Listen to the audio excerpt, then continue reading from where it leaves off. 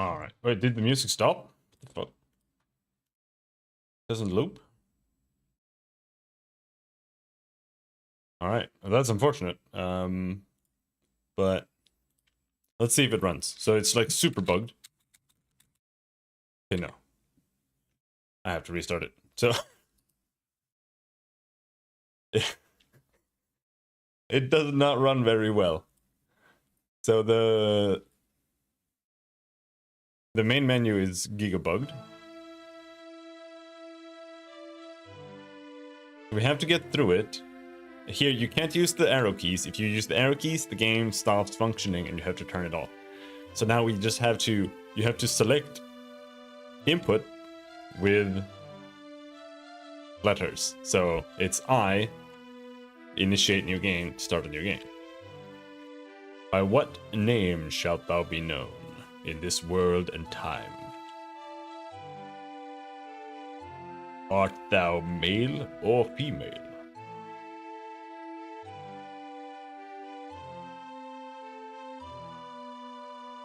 I want to change it to borderless with borderless gaming, but the game stops working if I do that. The day is warm, yet there is a cooling breeze, the latest in the series of personal crises. Seem insurmountable. You are being pulled apart in all directions. Yet this afternoon walk in the courtyard, in the countryside, actually I have to. How am I gonna solve this? It might have crashed.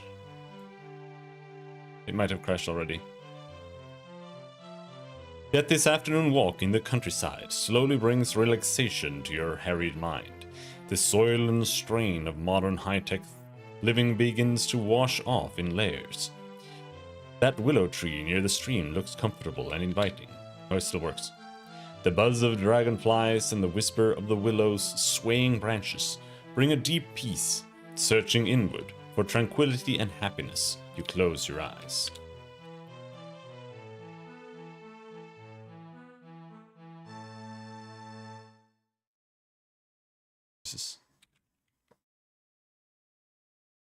Okay, you know what? Let me just...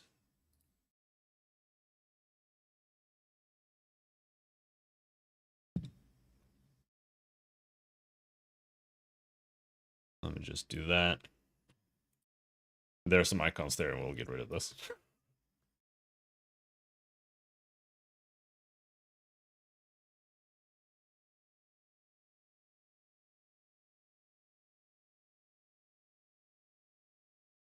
A high-pitched, cascading sound like crystal wind chimes impinges on your floating awareness. As you open your eyes, you see a shimmering blueness rise from the ground. The sound seems to be emanating from this glowing portal. It is difficult to look at the blueness. Light seems to bend and distort around it, while the sound waves become so intense they appear to become visible. The portal hangs there for a moment. Then, with the rush of an imploding vacuum, it sinks into the ground. Something remains suspended in midair for a moment before falling to earth with a heavy thud. Somewhat shaken by this vision, you rise to your feet to investigate. By the way, the music, the fact that there's no music right now is actually the intended experience, because the music I've added is a mod. Somewhat shaken by this vision, you rise to your feet to investigate. A crude circle of stone surrounds the spot where the portal appeared. There is something glinting in the grass. You pick up an amulet shaped like a cross with a loop at the top. It is an ankh, the sacred symbol of life and rebirth. But this could not have made the thud, so you look again and find a large book wrapped in thick cloth. With trembling hands you unwrap the book. Behold, the cloth is a map. And within lies not one book, but two, the map of a land strange to you, and the style speaks of ancient cartography. The script on the cover of the first book is arcane but readable. The title is The History of Britannia, as told by Kyle the Younger. The other book is disturbing to look at. Its small cover appears to be fashioned out of some sort of leathery hide, but from what creature is uncertain. The reddish-black skin radiates an intense aura, suggestive of ancient power. The tongue of the title is beyond your ken. You dare not open the book and disturb whatever sleeps within. You decide to peruse the history. Settling back under the willow tree, you open the book. You read the book of history. No, really, read the book of history. Closing the book, you again pick up the ankh. As you hold it, you begin to hear a hauntingly familiar, lute-like sound. Actually, let's take a look. Wait, where did it go? I had it open. Let me find it again.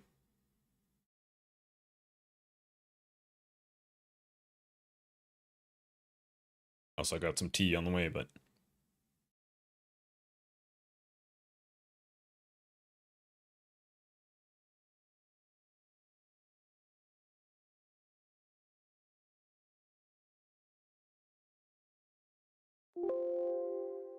Fuck you. Last time it asked me, do you open it with Brave? And I chose yes, open it with Brave. And now it didn't ask. Okay, so we have got the Ultima 4 manual here. I'm just wondering, here it shows what spells do. But no, that's it. I'm just wondering if it's an actual book that came with the game or something.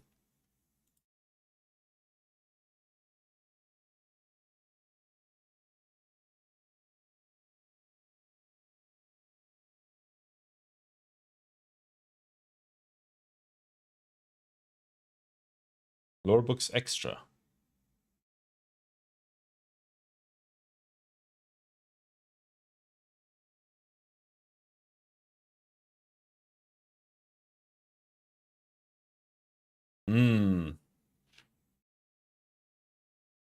It's an extra here. Lore book. Clue book. Spell book.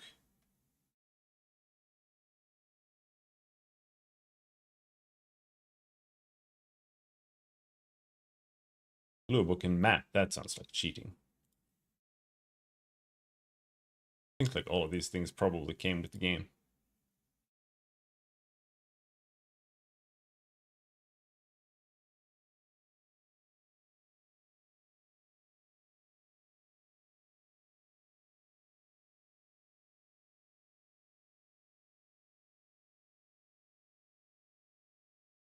It's not downloading. Hold on. Okay, I got it to download. I'm gonna go get my tea. 1 second.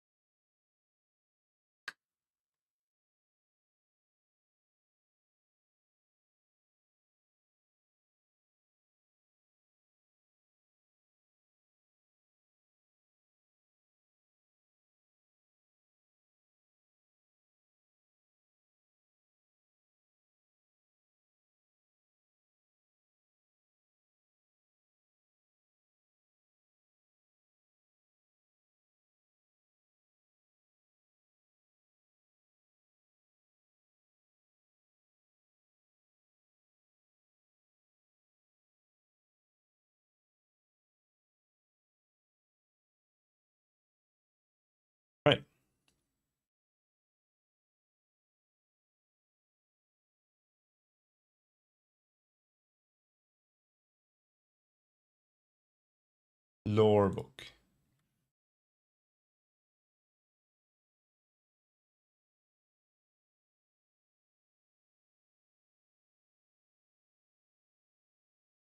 The History of Britannia. So this is what we were supposed to read. That's a lot of fucking shit.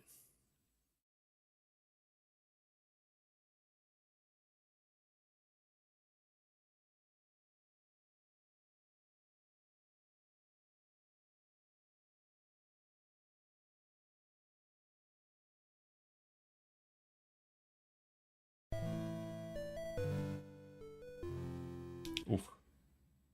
HQ remake.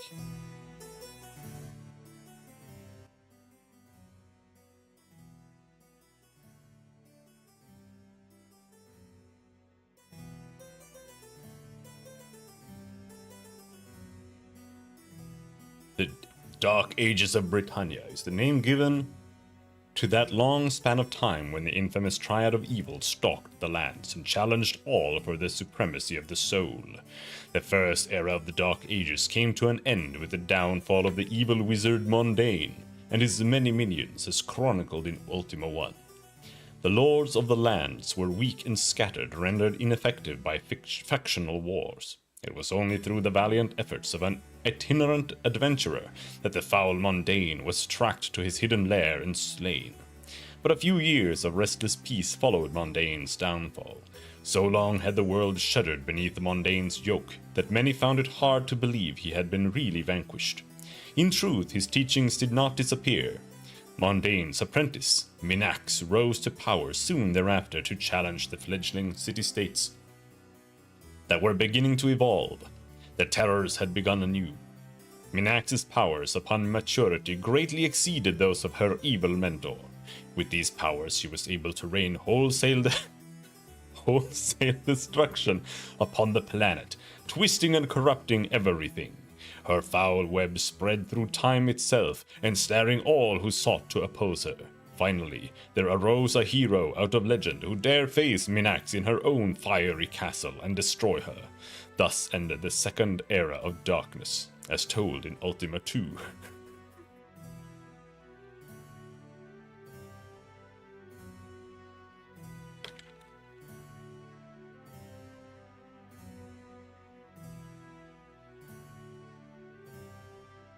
"20 years of well-earned tranquility ensued, and prosperity favored the land.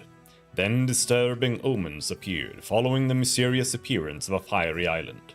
The tale of the third era of the Dark Ages is told by Iolo the Bard in Ultima 3, wherein Lord British, sovereign of an incipient empire in the land of Sosaria, called forth through time and space for heroes of the people to assemble. 4 diverse adventurers answered this clarion call. To them fell the geas of the doom of Exodus. Long they labored on the trail of the mysterious Exodus, through many a deep dungeon, which seared their souls. To this day each member of that team bears the marks of their journey. With the aid of the mystical Time Lord, they were successful in bypassing the great Earth Serpent and gaining access to Exodus's island fortress. The very bricks of the fortress rose up against them, and great is the bard's tale of their struggle to reach their mortal foe. Of the final confrontation, not one of them will speak, save to say that the evil is gone from this plane. So passed the third member of the Triad of Evil, and with this death, so passed the Dark Ages of Britannia. From the rubble of Sosaria, Lord British was able to unite all the mainland, and a few of the islands under his one rule.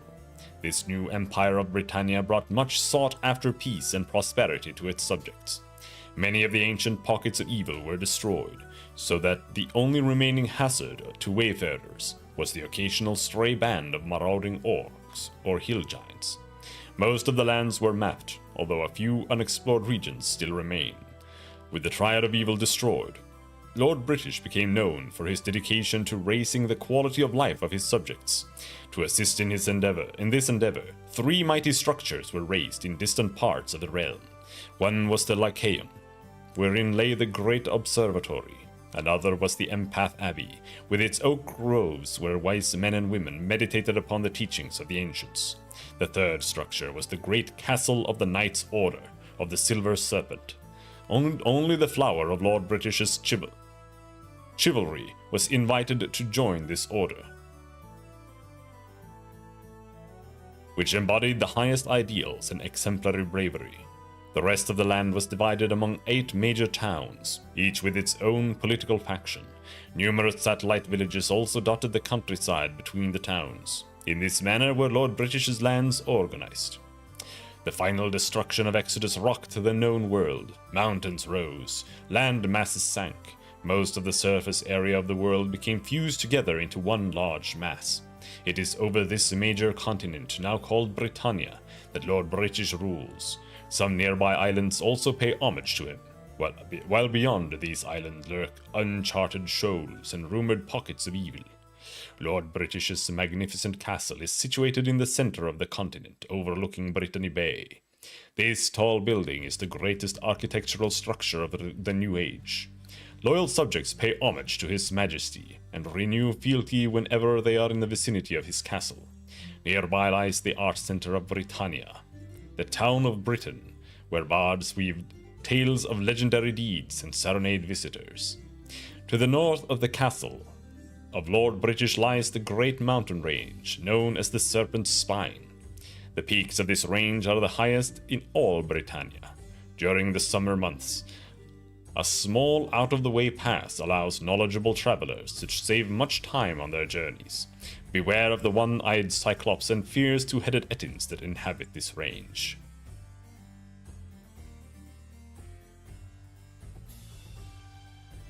It's so weird to me that a guy named Lord British, who is probably British, made a game where the world is called Britannia and contains Lord British, and there's a town called Britain.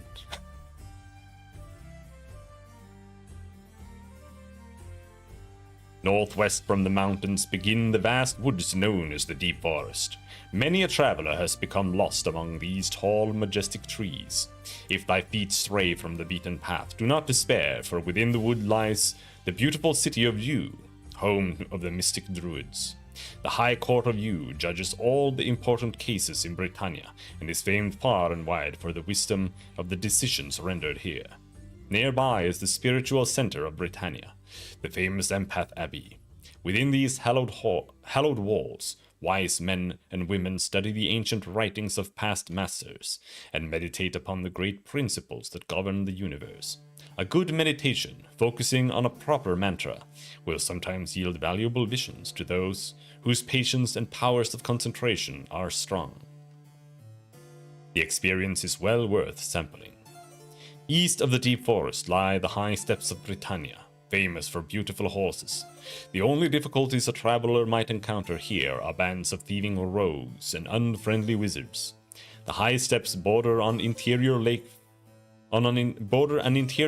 fabled for mysterious disturbances.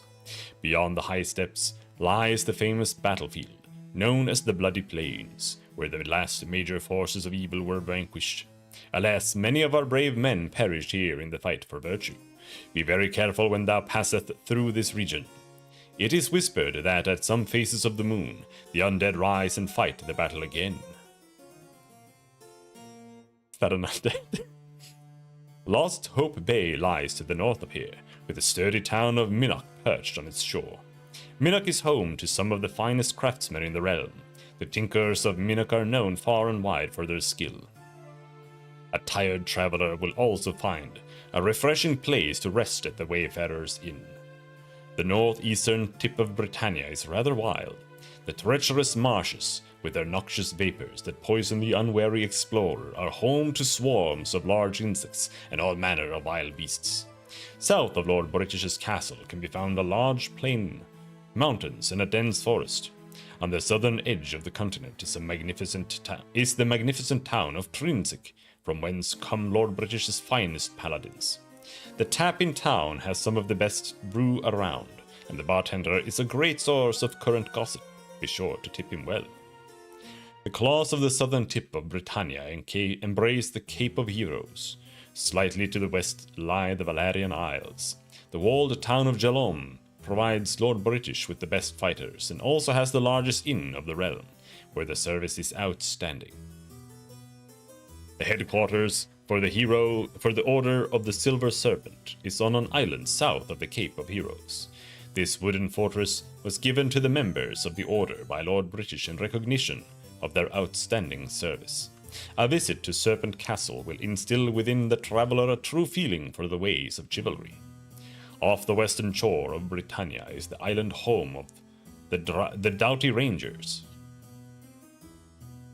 Skarabrae is a beautiful city and spaciously laid out.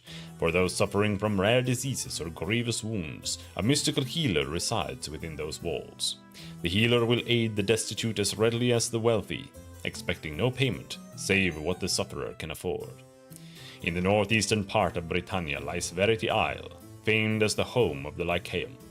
This pillar of higher learning constitutes the center of the sharpening of the finest minds in Britannia. The Lycaeum's observatory provides Lord British with valuable information about the course of the heavens, and provides a vantage point to watch the happenings within the realm. On the southern end of Verity is situated the fabled town of Moonglow. The Magi of Moonglow are constantly improving their skills, being tireless in the pursuit of greater knowledge of the mystic arts. Within Moonglow, however, can be obtained the finest in mystical reagents. These herbs will help those with magical skills prepare and cast their spells. This then is the known realm of Britannia. Several small villages also dot the landscape, but all are not recorded in charts of the realm. Some other islands of varying significance hug the shoreline, most of which are uninhabited and barren.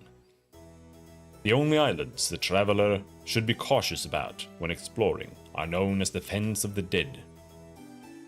Disembodied wisps, ghosts, long-dead liches, and savage Zorns have been reported here. Okay, where is it? Existing maps are by no means complete. There are said to be other and unexplored isles, wherein all manner of monsters and evil beings reside. Flame-breathing dragons, multi-headed hydras, horned devils, fiery lava lizards, and even dreaded balrons are rumored to roam the distant shores. Somewhere out beyond civilization is also reputed to lie the ruins of the legendary town of Maginsia, which the gods destroyed for the insufferable pride of those that dwelt there.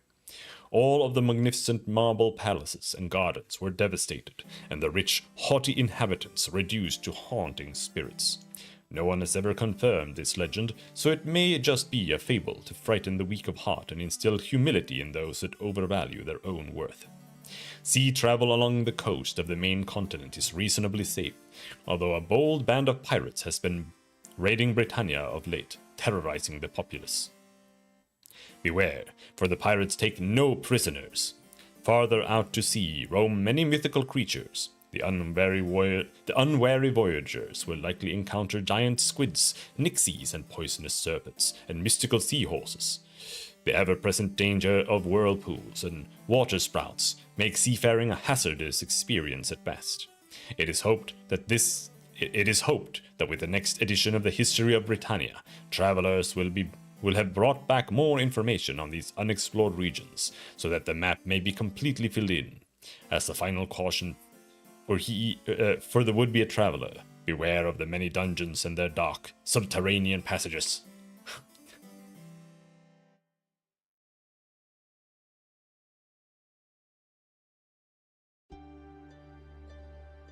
Under Lord British's rule, each of the 8 towns has developed into a cultural center for one of the 8 major professions. In this manner, an orderly society has evolved, with little friction between the diverse inhabitants. No one is restricted to their town of birth, and one frequently finds people of various professions visiting a particular town. These are the 8 major professions. They only have the 8 professions in the world. Mage. The Magi of Britannia gather in Moonglow near the Lycaeum, where they can study the ancient mystical scrolls of the library. The strictures of their profession permit magi to wear only cloth armor and carry either a staff, dagger, or sling. Unconfirmed rumors indicate that the highest adepts have acquired the use of arcane magical weapons. The primary weapon of the mage, of course, is magic. As the mage becomes more advanced, more powerful spells can be woven. Some of the greatest spells have been known to literally shake the earth or raise the dead. Bard. The bards of Britain entertain the people with their wonderful ballads and tales of heroic deeds. Bards not only chronicle the deeds of valor, but perform them as well. The weapon of choice for a bard is the sling, but they may use a crossbow at times. All armor, save that of leather, is shunned by these minstrels, for they find metal harsh and too noisy for their sensitive ears. The bard also dabbles in magic, and makes a fine companion on a long journey. Well, does this game even have more than one person in the fight? Maybe. From the town of Jalom hail the mighty fighters. They pass their lives in training, and have the use of all weapons and armor, although most prefer to use the double-edged Britannian sword, a devastating weapon in the hands of a skilled fencer. Fighters have little or no magical talents, for they believe only in the use of arms, and fear that magical training saps the will and concentration of a true warrior. They possess a particular affinity for horses, and are most useful companions on travels to uncharted regions. Druids. The Druids are fierce fighters, especially when defending their beloved groves. They hold all trees to be sacred, and their town of Jew lies deep in the woods. Druids are also impressive practitioners of the mystic arts, and their knowledge of herbs is without peer. They may fight with different types of bows, although their preferred weapon is the mace. The Druidic philosophy forbids the wearing of metal of any kind, so leather is their armor of choice. Which is really weird if you think about it, because leather comes from dead animals, while metal is just a mineral. So it's like, why?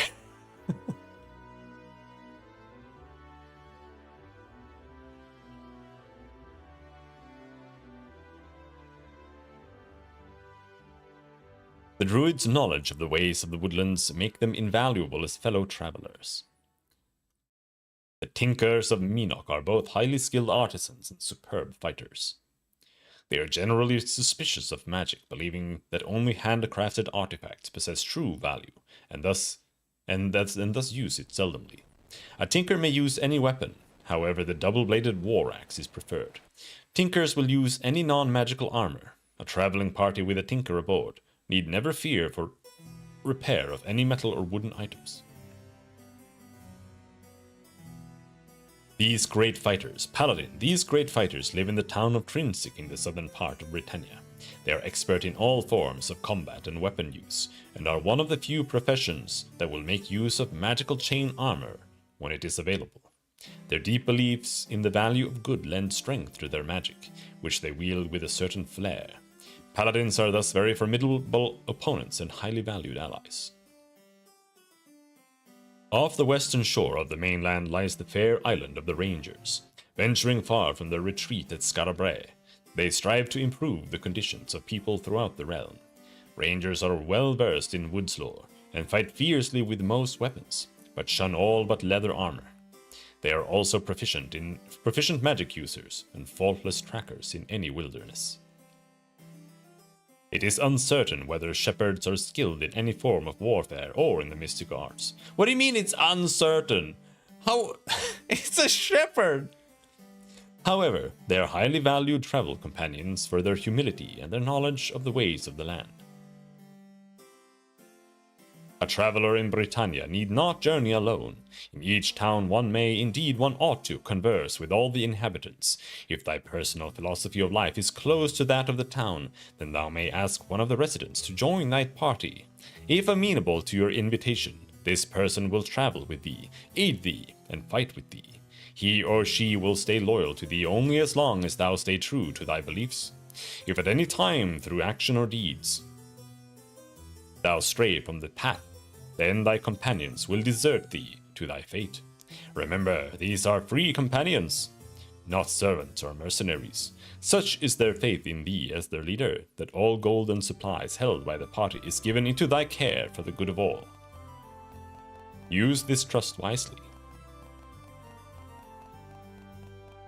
There is a thriving merchant class in Britannia. Each town and village has its own... Come on, bro.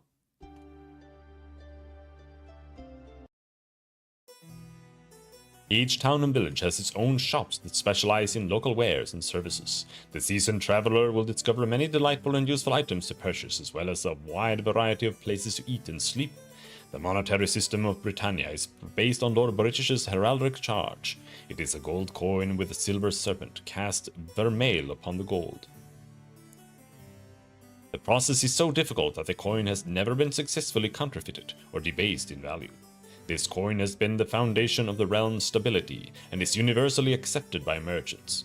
Coins of the realm are also to be found in the chests that appear from time to time and are found below the surface in the dank dungeons. Beware, as most chests have diabolical traps in place to confound thieves. Here is a partial list of some of the most popular shops.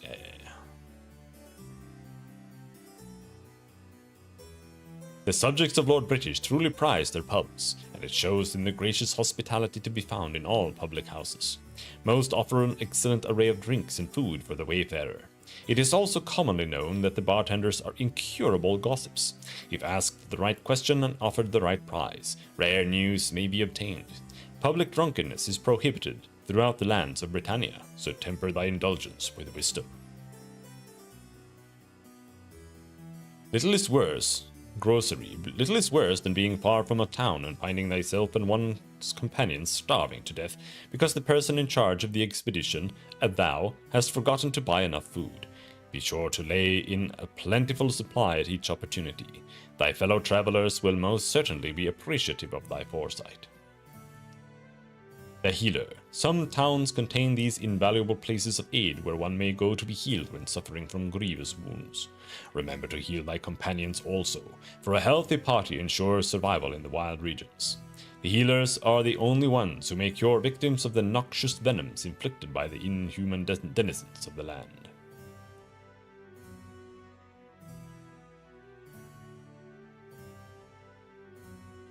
Yeah, we can sleep at inns. We're gonna go to herb shops for mystic arts.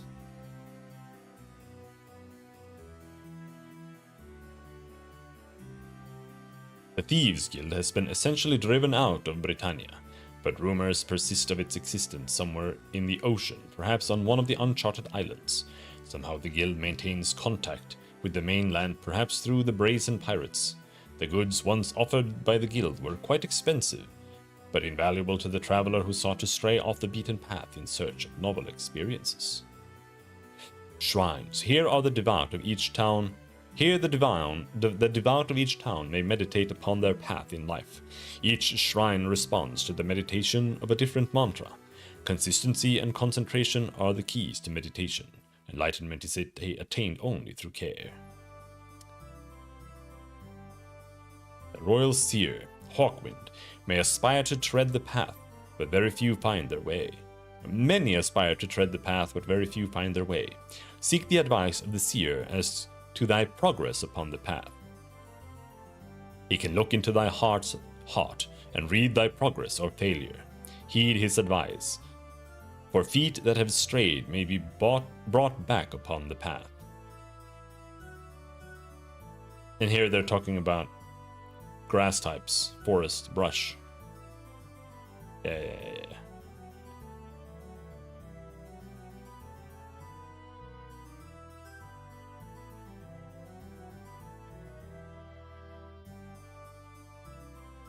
They become poisoned in marsh.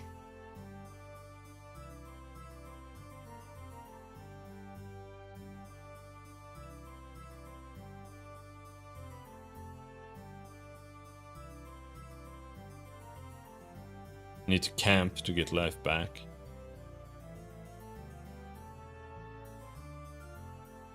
Can sail with seamanship.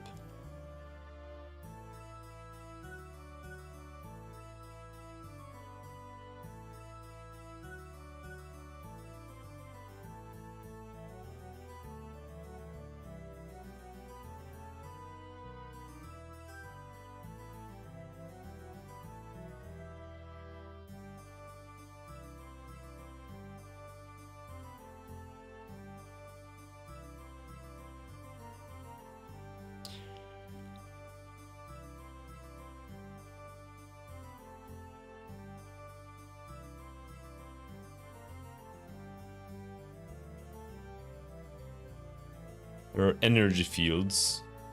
Blue, lightning. Green, sleep. Orange, fire damage. Violet means you get poisoned. Bestiary. Yeah, let's not read that.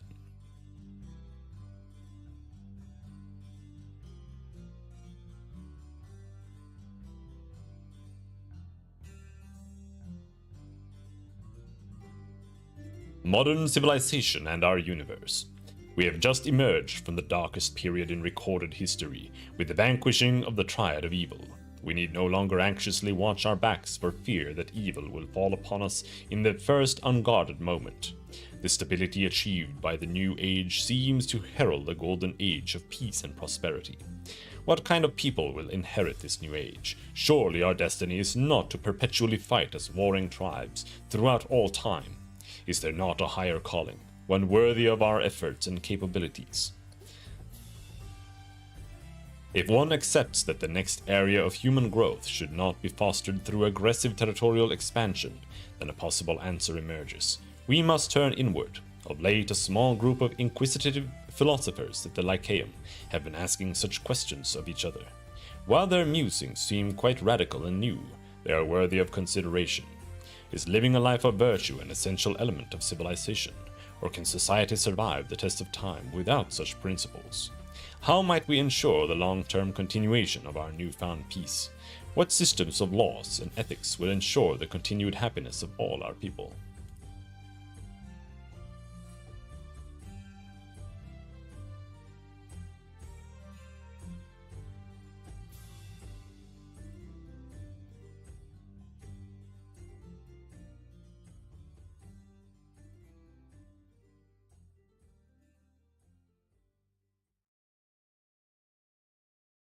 Why doth evil still stalk the world, and can it ever be truly vanquished? If the public set of ethics which evolved from the days of primordial survival is impure, how can we achieve a clean foundation upon which to build a life of virtue? Given the premise that to understand purity one must strive to be so, how does one strive for that which cannot be understood? If our true purpose here is to achieve a balance with our surroundings, as is suggested in the ancient scrolls of the library, how can we face nature without first facing ourselves? Meditation seems to hold the key to perspective. In the transcendental state, one is freed from the shackles of modern living. The whole of the universe resonates with thee, and thou dost feel for once as if thou dost belong to a greater whole. Yet all too soon the meditation ends, and thou dost return from this brief glimpse of the sublime to the daily need for survival. It is time for all to put aside their warlike ways and begin fighting the evil that lurks within themselves. It is far too easy to sit and espouse the path of virtue, yet never set foot upon it. The ancient rule of treating others as thou wouldst be The ancient rule of treating others as thou wouldst be treated thyself takes on new meaning when put in the context of universal harmony. We must become living examples of our beliefs. How does one begin to first walk along this new way? Do road markers exist, if we but open our eyes to see them? To be at peace in all areas, in a state only achieved by an avatar. Is such a state attainable by any human, fallible as we all are? The true answer can only be found by those who quest forth in search of it. For who can see the end of the path before beginning the journey? Yet it is also written that for each person the path is different. Perhaps the seeker of wisdom and enlightenment should begin by visiting Lord British, for his knowledge of the ways of the land is great. Conversing with him may help one to determine where lie the centers of the 8 virtues of the Avatar. Many philosophers hold the opinion that the path is in reality but a series of separate small paths. Each minor path leads to the fulfillment of an aspect of ourselves. Treading one of these minor paths may be construed as a life's goal, and many people have debated which is the most advantageous to follow.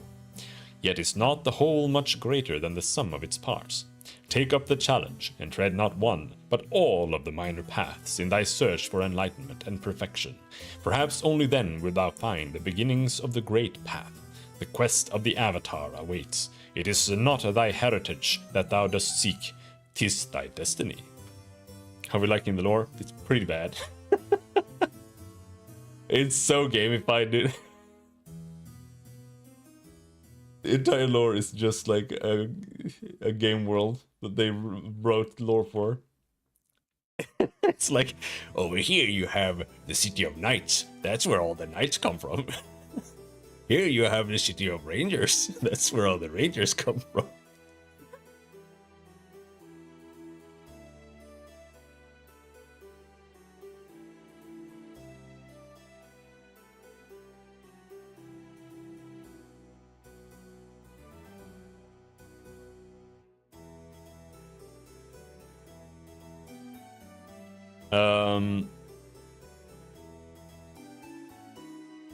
Yeah, it is how it is, yeah, for sure. Alright. Closing the book, you again pick up the Ankh. As you hold it, you begin to hear a hauntingly familiar, lute-like sound wafting over a nearby hill. Still clutching the strange artifacts, you rise unbidden and climb the slope. In the valley below, you see what appears to be a fair. It seems strange that you came that way. It seems strange that you came that way earlier and noticed nothing.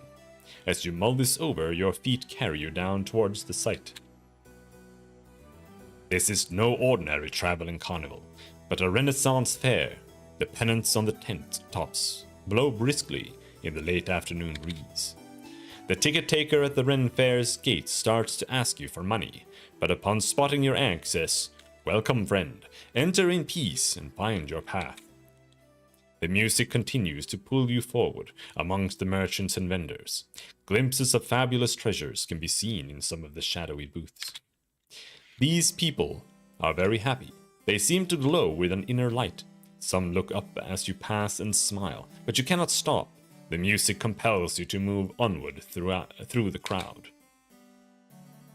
Through the gathering dusk, you see a secluded gypsy wagon sitting off in the woods. The music seems to emanate from the wagon.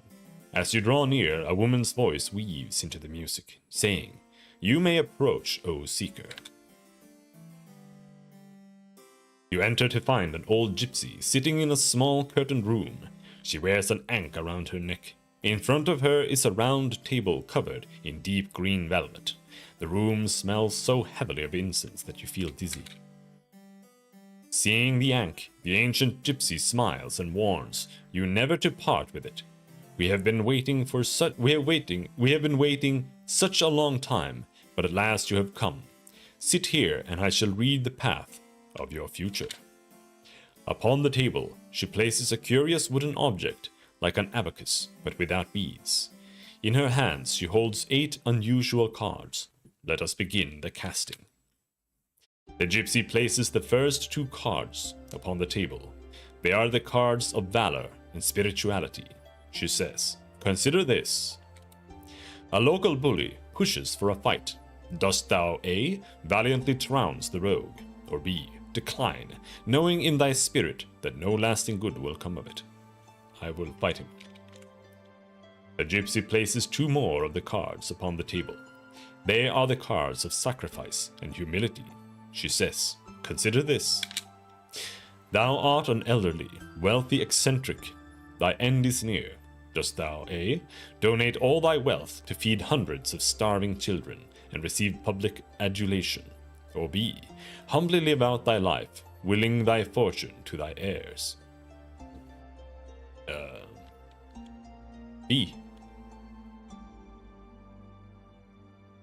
The gypsy places 2 more of the cards upon the table. They are the cards of honesty and justice. She says, "Consider this. A merchant owes thy friend money, now long past due. Thou dost see the same merchant drop a purse of gold. Dost thou A. honestly return the purse intact, or B. justly give thy friend a portion of the gold first?" I would return the purse. The gypsy places 2 more of the cards upon the table. They are the cards of compassion and honor. She says, "Consider this. Thou art sworn to uphold a lord who participates in the forbidden torture of prisoners.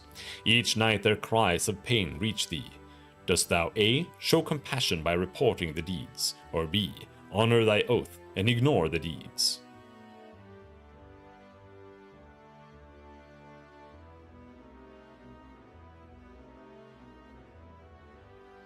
I will report him. The gypsy places 2 more of the cards upon the table. They are the cards of honesty and compassion. She says, consider this. Entrusted to deliver an uncounted purse of gold, thou dost meet a poor beggar.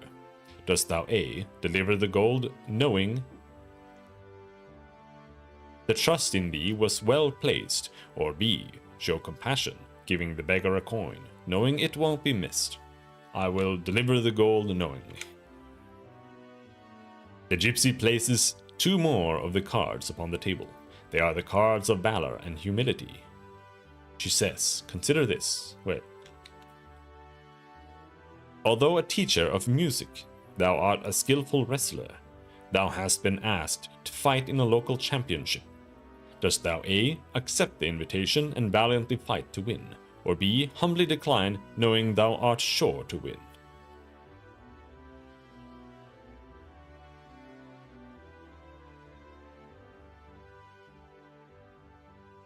That's not very humble.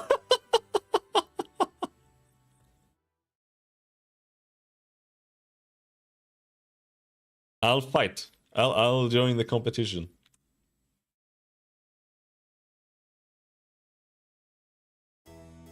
Hold on.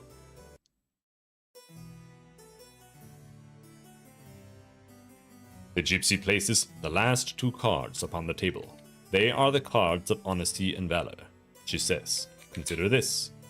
Thou hast been prohibited by thy absent lord from joining thy friends in a close-pitched battle. Dost thou A. refrain, so thou may honestly claim obedience, or B. show valor and aid thy comrades, knowing thou may deny it later?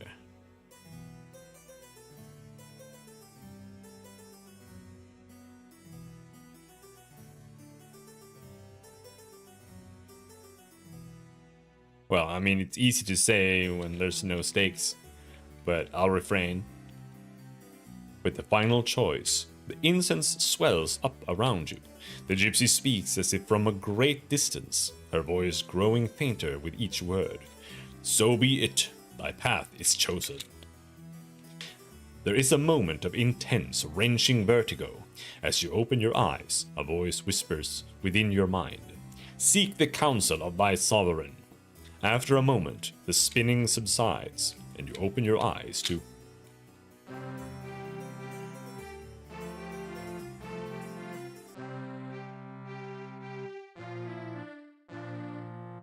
Alright, where we at, bro? Where we at?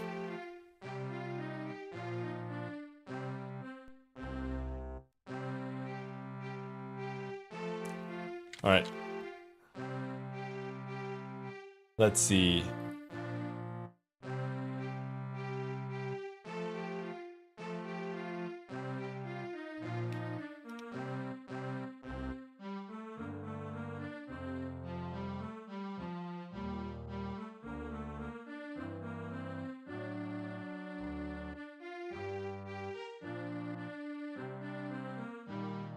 Why? There's a cheat sheet, but it's split into 2, so you can't see all of it. Why would you do that?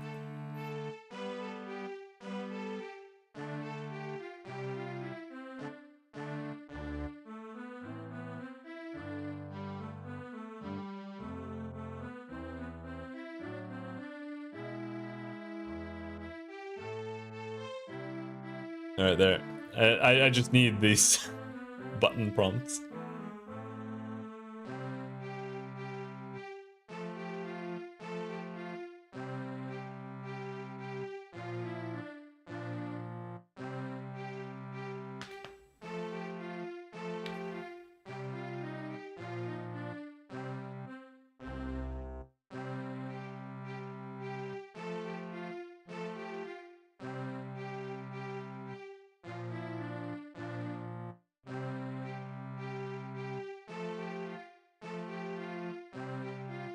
Hold on.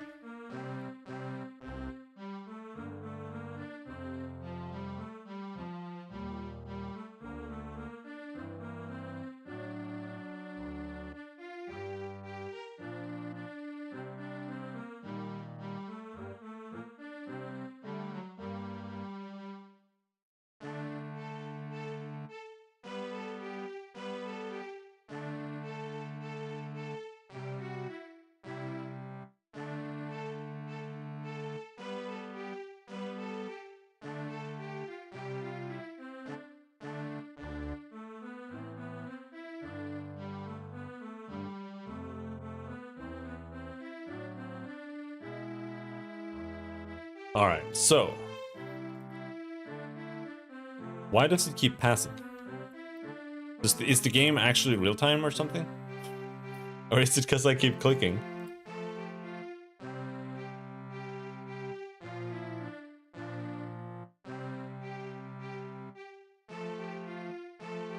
The wind just changed. The wind keeps changing. So is the game... The game isn't real time. Yes, it is? What the fuck? Okay. Attack, board, cast, descend, enter, fire. Fire a ship's cannons. Get chest. Attempt to open and disarm if trapped chest. Must be followed by the number of the player who wishes to open the chest. Okay, so the 1 is which party member?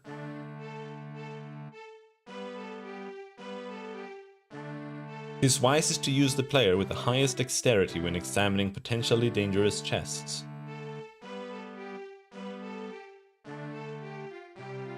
Age, hole up and camp. Set up camp and recover wounds.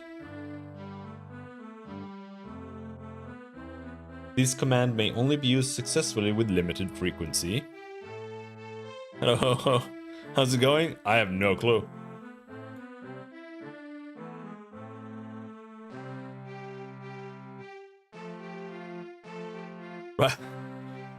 We just started. I don't know what I am. Okay. I ignite torch. Requires a special item, a torch, I assume. Jimmy lock. Use a magical key to unlock a sealed door. Climb. K is climb with a K. Climb up a ladder to the next level of a building or a dungeon. Locate position. Requires a special item. Mix reagents. Thou must have reagents mixed ahead of time in order to cast any spells. New order exchanges the position of 2 players indicated within thy party, except for player 1, for thou must lead the party. O, open door. P, peer at gem, requires a special item. Q, quit and save, saves the current game status to disk. Thou may continue after this command or power down thy computer. R, ready a weapon. And is it loud now? The game is pretty loud.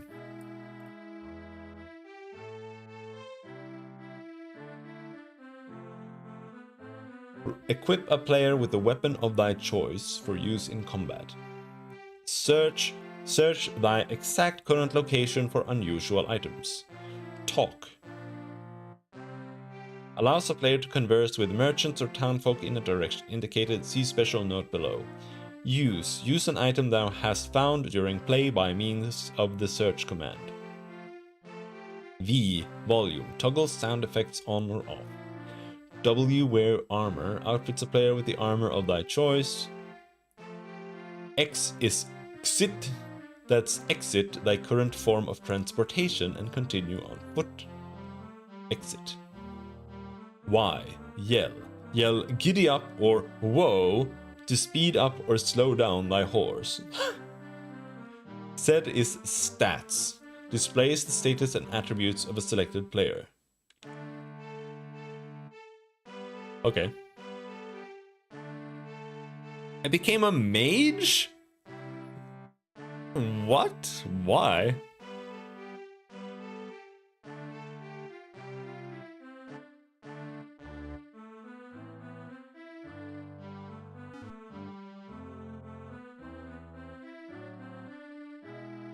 If 0 is pressed instead of a player number, this command will display the lists of weapons, armor, items, reagents, and mixtures.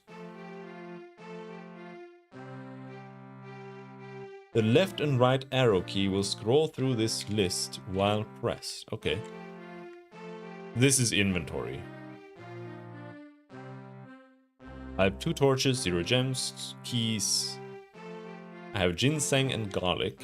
Mixtures, I have none. But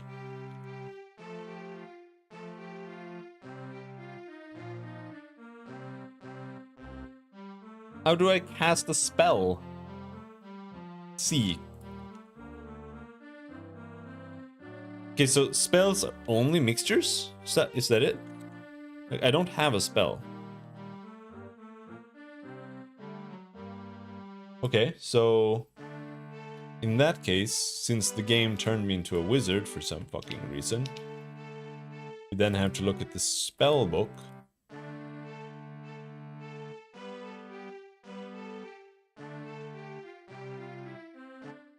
Ginseng. I have ginseng and garlic. What am I supposed to be? The party always looks like this. But when you are in combat, you have like unique icons, I think. You also have to remember that, in case you haven't played this game before,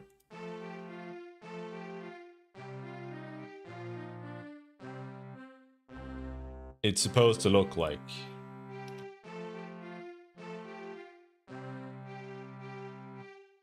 actually, is this the right version? Let's see. I think that's the modded version. That's the one. It's supposed to look like this. This is the modded version with extra graphics. Oh, and they also modded in music. It's not supposed to have music.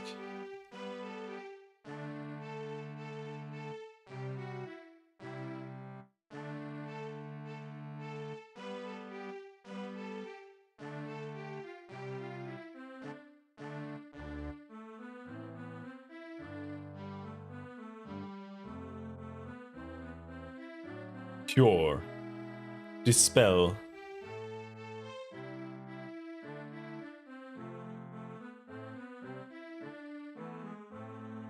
Holy shit, there's so much text. Black Pearl. Needed in all projectile spells. Sulphurous Ash.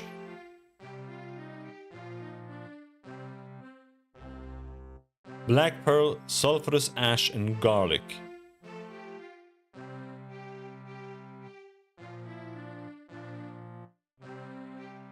To effect the spell, speak backwards the color of the type of field encountered.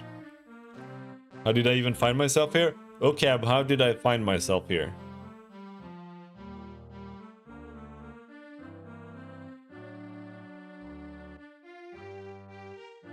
Either way, we have to try mixing. Mix reagents for spell. What?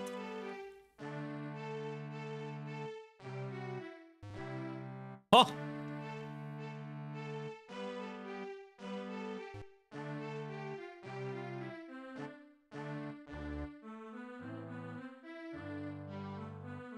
Okay, so I have to know the spell. All right. I can't just mix them. So, garlic, awaken, ginseng, and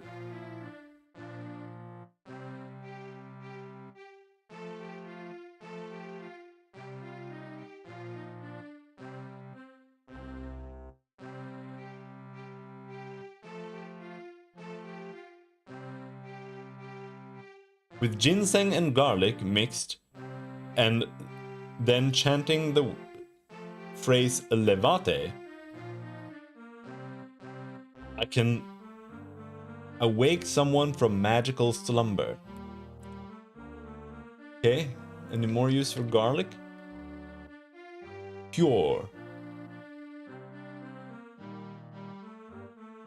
The cure spell is affected by the use of a mixture of garlic and ginseng and the calling of the victim's name to soothe the envenomed soul. The curative powers of the ginseng nullify the effects of the poison in the victim's system. Okay. Dispel, negate. When faced with a greater or more telling magic than one's own, the practitioner of the mystic arts may decide it is best for all involved to suspend everyone's use of thaumaturgy for a short time.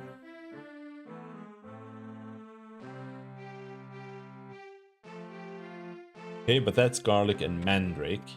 Next is sulfurous ash, ginseng, and garlic to cast protection. The duration is short, and during the course of its shielding, the mage will be reminded of its effect by a glowing pea hovering before his or her eyes. Alright, so I can't really make any good spells. But we can make maybe...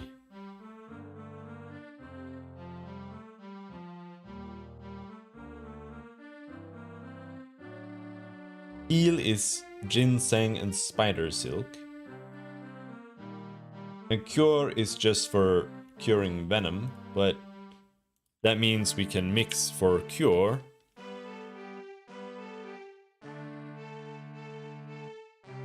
B, C. Right? You mix the reagents and success! Hell yeah! Okay. C. B, C. Yes! We now have 2 casts of cure. Sick. Alright.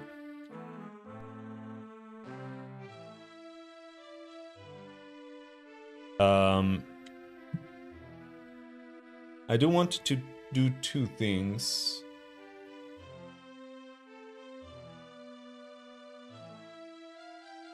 Huh?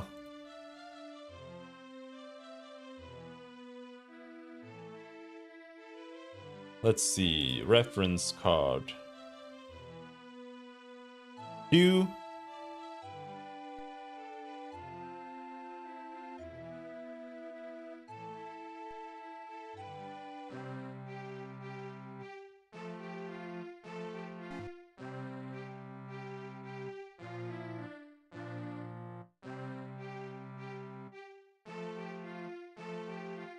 Quit and save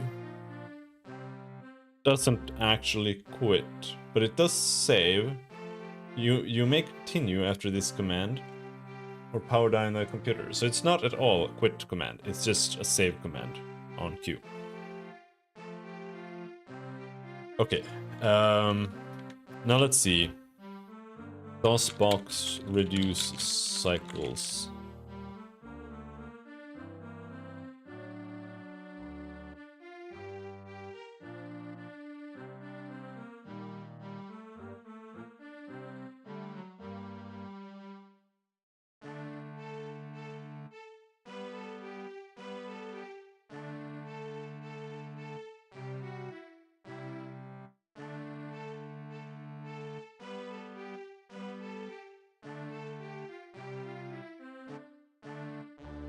There, that seems more reasonable. Does it need to be even slower? Like that? That's too slow.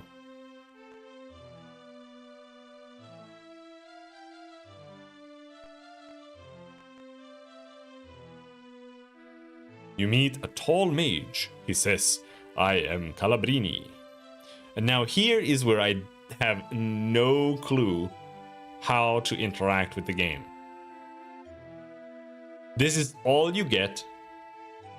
You meet a tall mage. He says, I am Calabrini. Your interest. Hello? Your interest, hello, that I cannot help thee with. Help? Mage? Calibrini? Can't help me with anything. Rumor. Rumors. Spell. Casting. Magic. Path. Join? I cannot join thee. Okay, let's see. Let's check the spell book. Or the reference card. Talking with the people found in the game is one of the most important features of Ultima 4 to master. It is almost impossible to solve thy quests without talking to virtually all people in each town.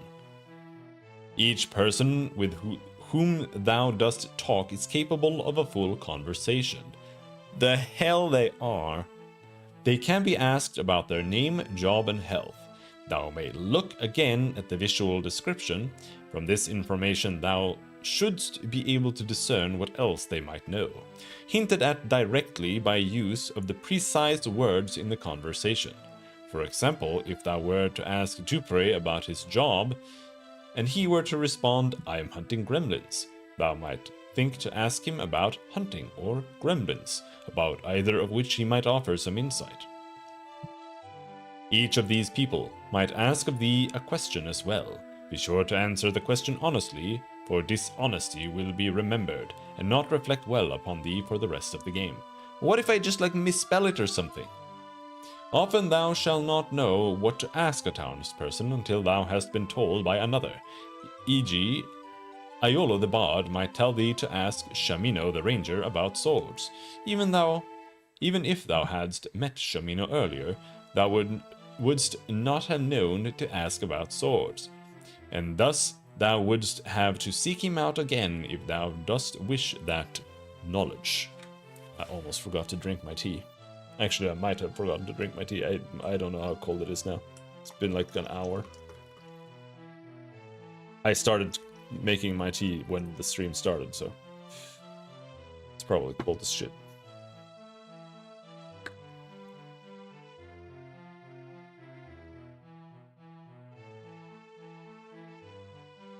Reasonably lukewarm.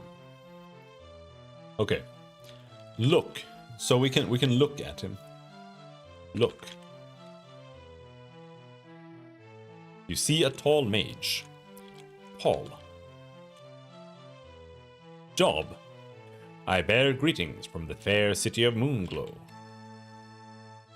Dost thou seek an inn or healing? Moonglow. Oh!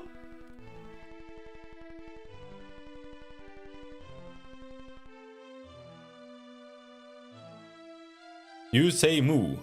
Yes or no? No?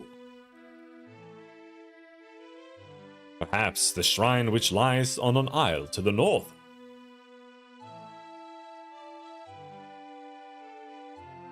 I guess?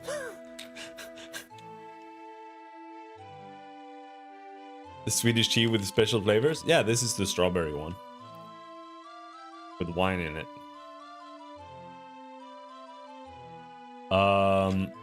Moonglow. No, he cannot help me. What if we spell it with a big M? No, he doesn't know about that either. Name? I am Calabrini.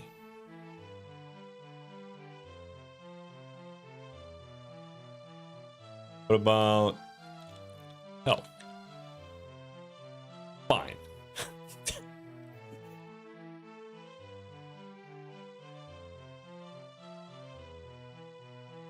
I was laughed after Moo. No, he was asking me if I was looking for an inn, and I didn't realize that was a prompt, so I just tried typing Moonglow, and then the game went bananas.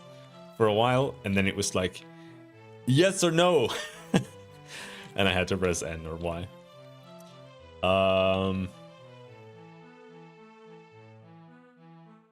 Look. Now, let's see, what did we ask him? Job.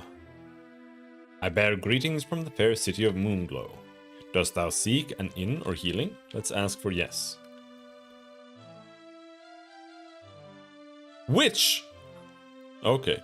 Inn. We have an excellent inn. Healing. Fine.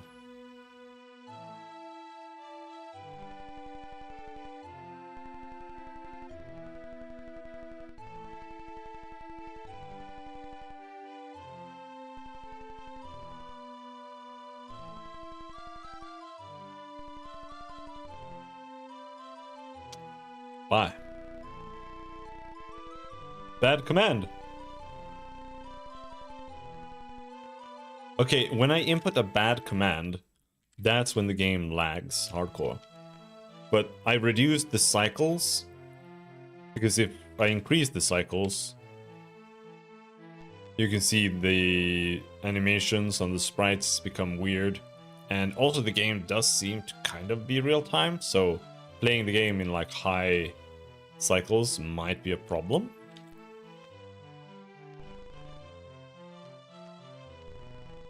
And I think it's really just supposed to play sound effects here. I don't know if the sound effects are bugged or something. It sounds a little buzzy and weird. Anyway, I guess we'll continue. Hello. No, don't run away. You meet a battered mage. He says, I am Tyrone. Tyrone! Cannot help thee with... Job. I used to search for the blue stone. Blue stone. That I cannot help you with. Search. That I cannot help you with. Job. Okay. So he can't actually have a full conversation about anything that he just told me about. His name is Tyrone, and his health is fading. Okay. Bye. Hello, Sage. Sage Deli. What does that mean?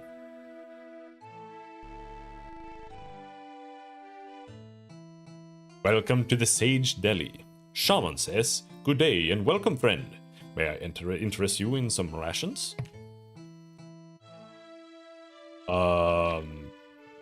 No. Talk. May I interest you in some rations? Yes. We have the best adventure rations. 25 for only 25 GP. How many packs of 25 would you like? I don't know. Give me 2, bro. Thank you. Anything else? No. Goodbye. Okay. You meet a child eating a sandwich. Sandwich. It's a peanut butter and grape jelly on lightly toasted bread. Job. Wouldst thou take a bite? No. It's awful yummy. Wouldst thou like a bite? Well, I don't want to steal a child's sandwich. What's the child's job? Oh, not much. What about your health? Pretty good. Name. He says, I'm William. William. Bye. See ya, bro. Okay, so I don't know what these things are supposed to be, but they're just big squares, it looks like. Alright, what do we have down here?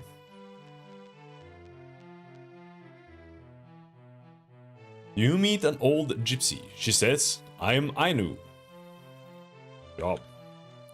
I am a fortune teller. I read palms. Palms. Palms tell fortunes. Fortune. Give thy palm. Yes. Dost thou wish thy destiny? Yes. You say, a great quest will lead thee into the abyss where the codex awaits. Okay. Job.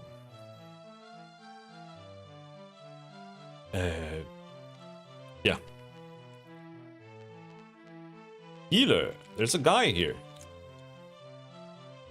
You meet a dying young wizard. He says, I am Shazam. Job. I am apprentice to the great wizard Nigel.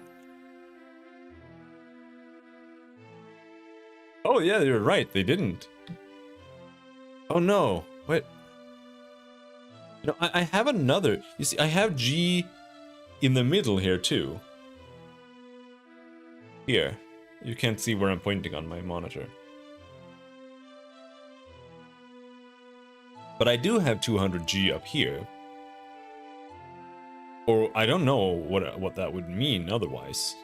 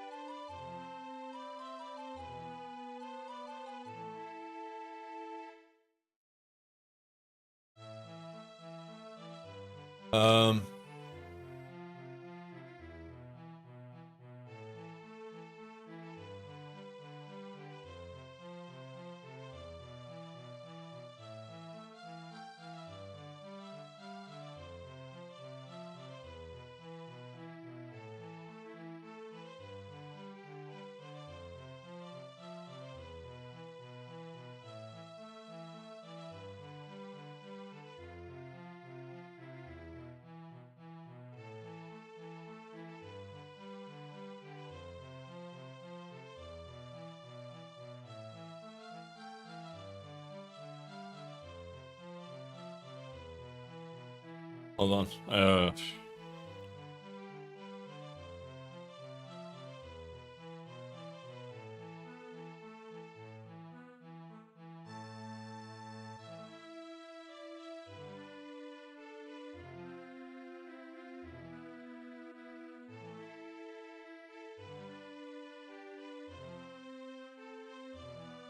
I need to take care of something, apparently.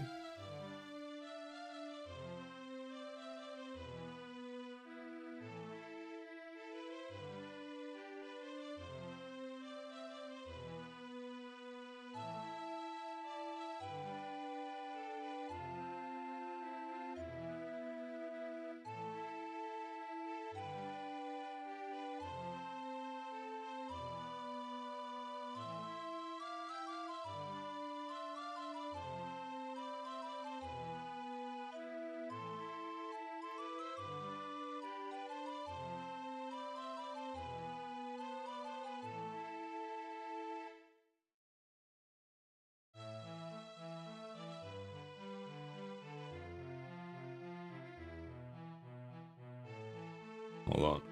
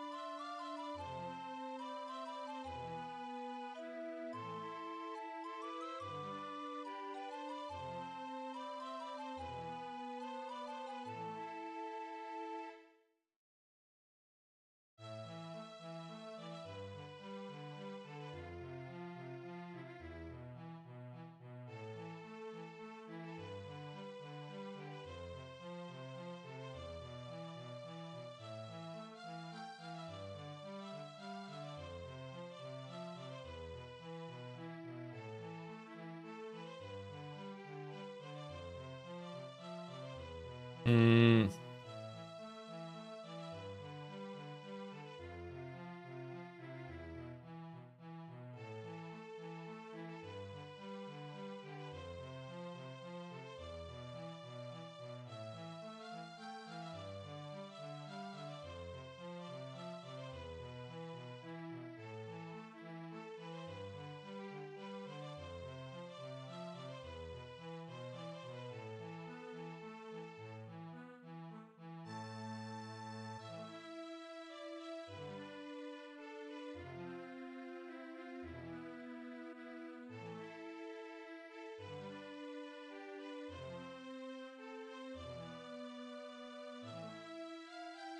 All right. Honestly, just let me just. I'll be back in a sec.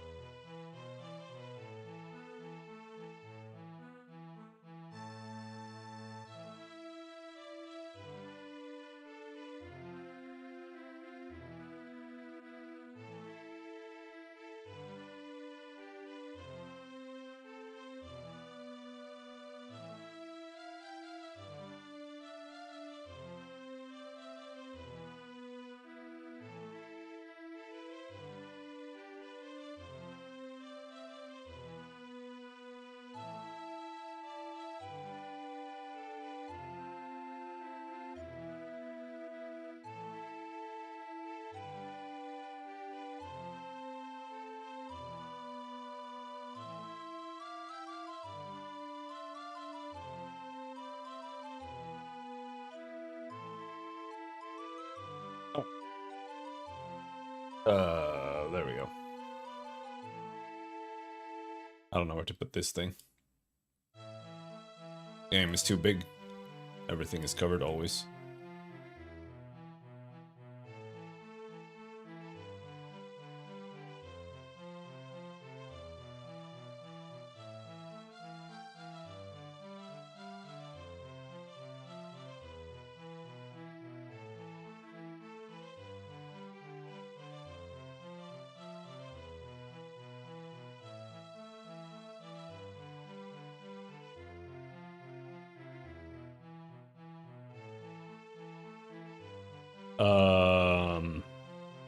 Hell.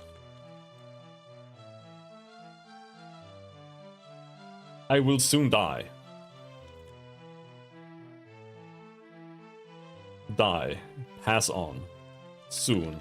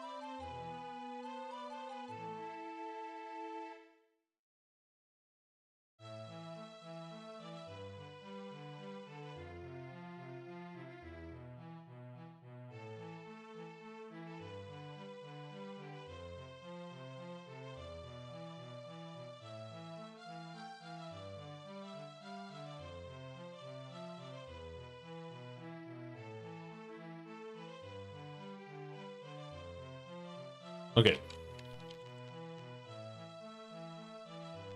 What's his name? Name? Shazam.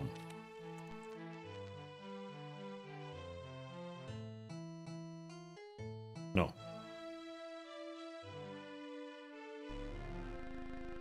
Bro.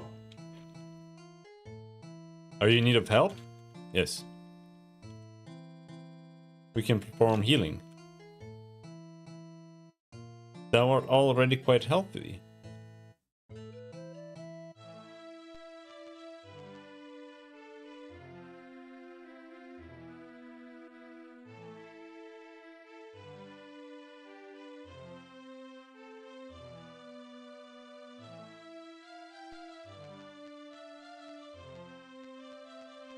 Okay, so where can we get reagents? Magical herbs. That's where we can get reagents. So we talk to this guy. He says ginseng and garlic only, which isn't what we need. Or is that what I have? I am in need of reagents. Oh, no, he has stuff. Okay. Whew. Spellbook. We need... No, not the spellbook.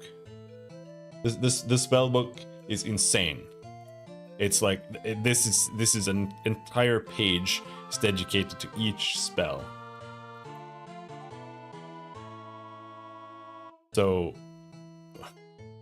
we need heal, and it doesn't say what it needs. It's in the flavor text. So okay, heal. One of the cornerstones of the good and true path of the wizard is the use of enchantment for beneficial ends. We have discussed the cure spell, which renders venom as harmless as the purest of well water, but the most common form of injury is the physical wound rather than the internal disruption brought on by poison.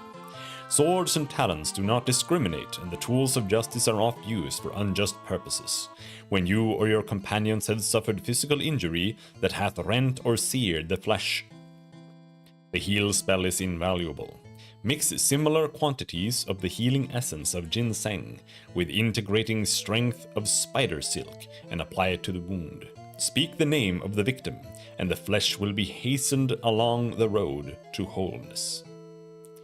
Okay. So we need spider silk. 3 GP? That's like free. What? Give me 10, bro. You pay. What? That will be 30. You pay. Yes.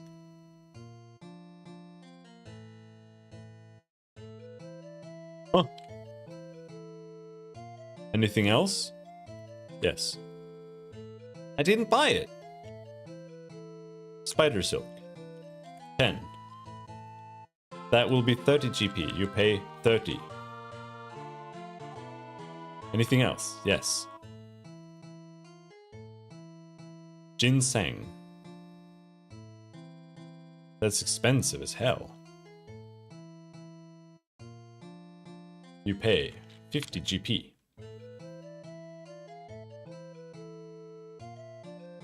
Okay, so ice ball.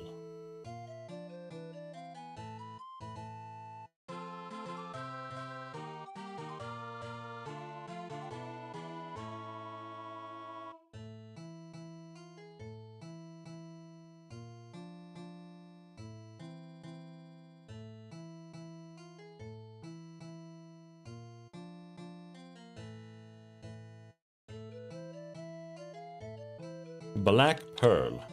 9. How many would you like? 3?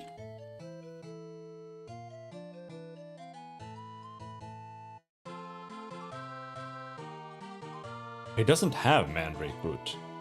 What about fireball?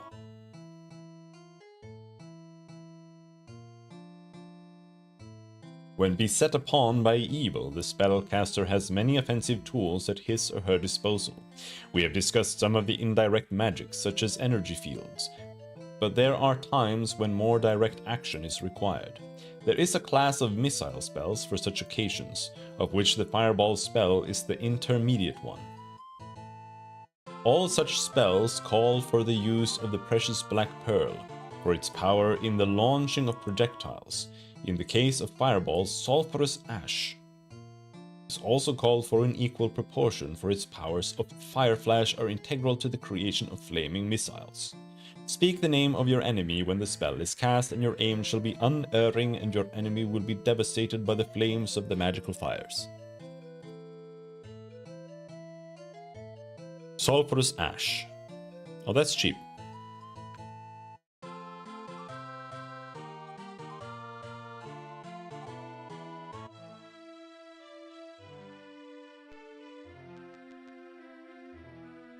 You meet a tall mage. He says, I am Browning. Job. I strive to live an honest life. Honest. And an honest soul needed to remember no lies. Life. Hast thou never lied?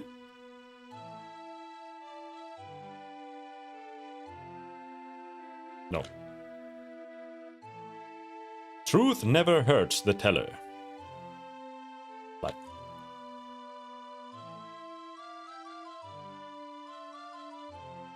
bye. He says, you meet a wise wizard. He says, I am Shakespeare. I create tales of honesty. I cannot help you with that. Honesty. Remember, there is no terror in threats, for I am strong in honesty. Dost thou strive to be honest? Yes. Beware corruption! Corruption wins, not more than honesty.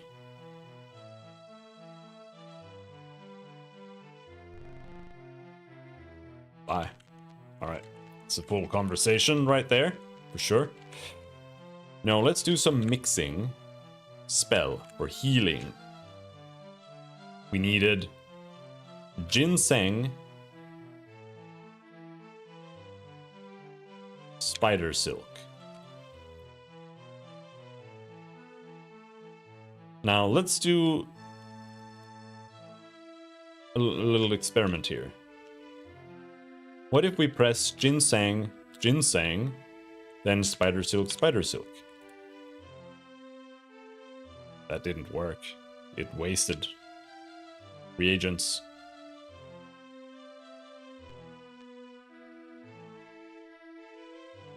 Shazam. Bro's name is Shazam. We're gonna cast healing. Heal who?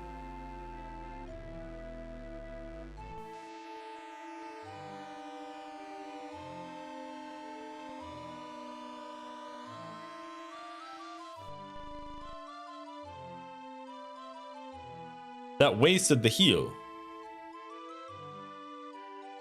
So I can't cast healing on Shazam. Because I don't need to... Who? No, don't heal me, bro.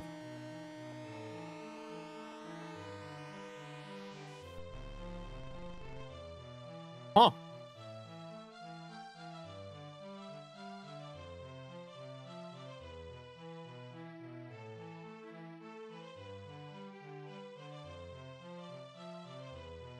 Okay, so I can only heal party members. Now we know that.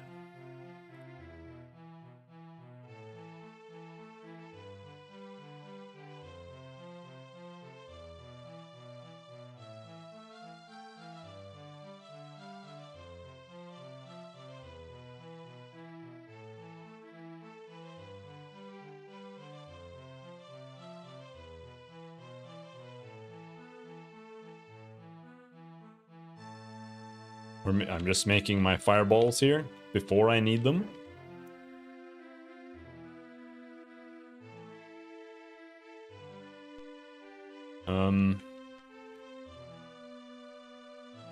Heal. I will soon die. Healing. Help.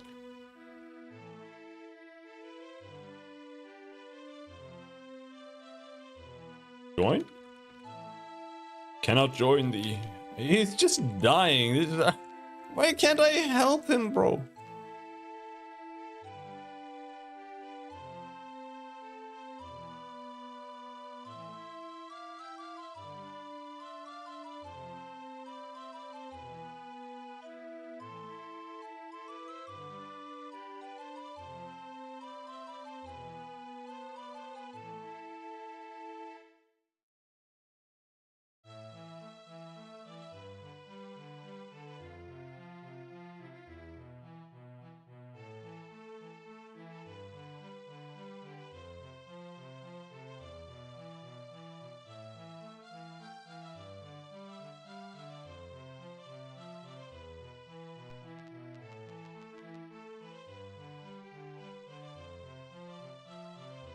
I am apprentice to the great wizard Nigel.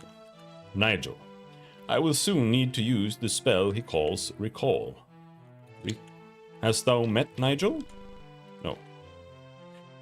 He lives at the Lycaeum. Lycaeum. Can't help me with that. Recall. It can't help me with that. Okay. So I'd have to go to the Lycaeum to meet Nigel.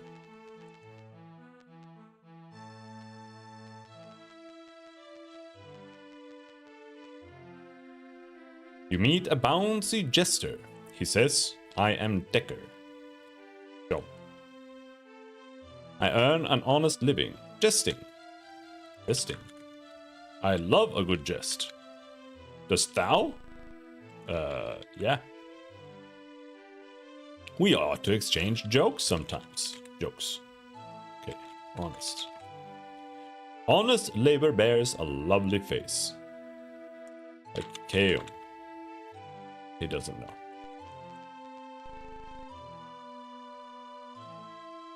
You meet a haunched, insane-looking man. He says, I am Daranor. Insane. Daranor. Job. Turns away. On. Uh-oh. He turns away. What?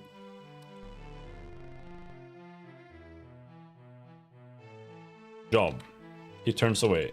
And if he turns away, that means I can't talk to him. So he's just honest. Up. Bye.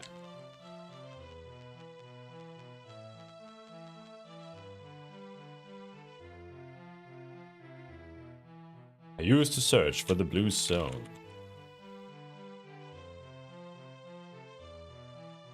The stone of honesty is found on an altar in the dungeon of deceit. Wilt thou search? Yes. Know its uses. Deceit. Uses. No. Honest. These guys are fucking useless. You meet a young mage. Name. She says, I am Mariah. What is your job, Mariah? I seek adventure. Adventure. Yes, I hope to go on a great quest. Quest? Art thou on a quest? Yes. I wish I could join thee. Join. I cannot join thee. Health, their health is quite good. Job. Quest. The quest of the Avatar is noble indeed. Avatar. Noble. Quest.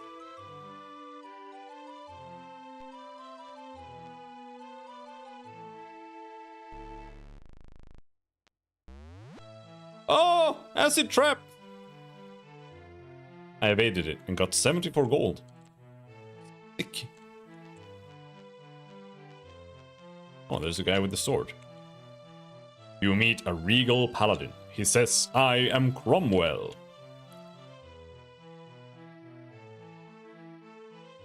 I speak of the virtues of honesty. Virtues. Honesty. A few honest men are better than numbers. Dost thou strive to be honest? Yes. Then you will need the mantra.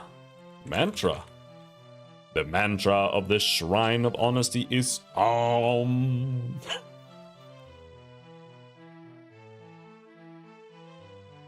Mantra. Mantra of honesty.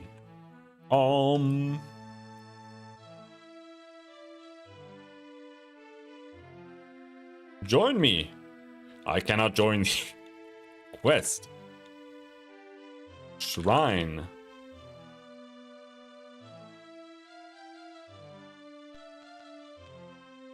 You meet a mystic wizard. He says, I am rebellious.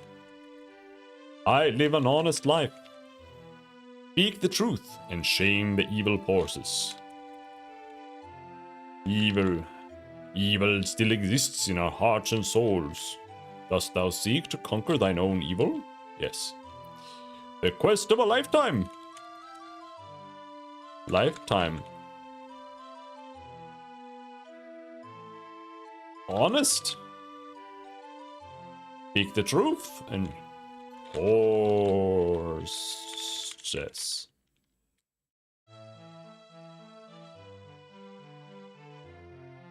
Life.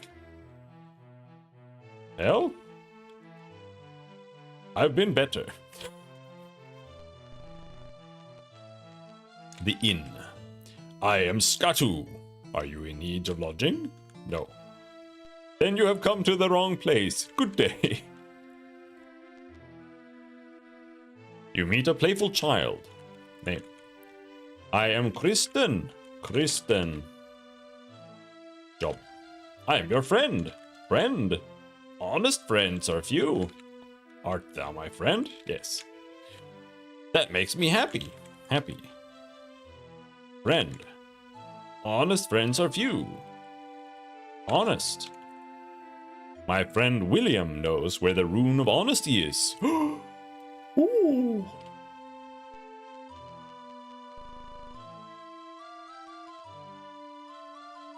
You meet starving journalist. She says, I am Tracy. Starving. Oh, she can't help me with that. I'm a writer. Writer. It's low paid. It's low paid, but glamorous. Glamorous. Low paid. Low paid. Job. Right there.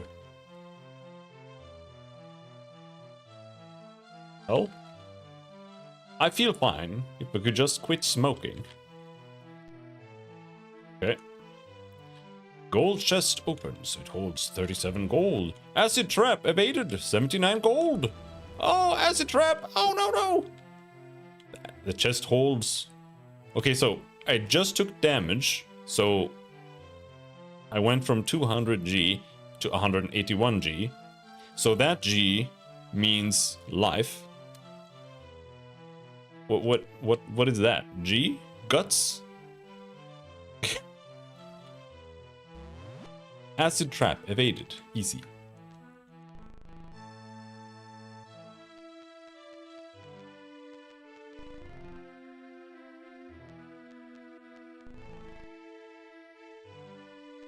Oh, you can also search. So we have to go and search every single block. Everywhere. Also, I have to press O every time to open a door. Alright, let's go talk to William again. Who is this? You meet an elderly woman. I am Kuzima. I am an alchemist.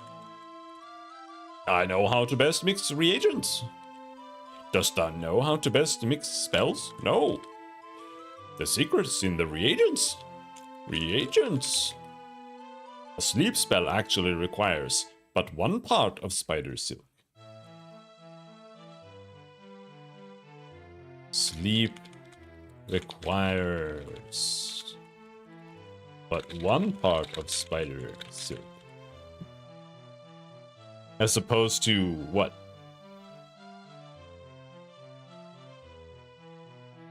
Sleep. Job. Alright. See ya.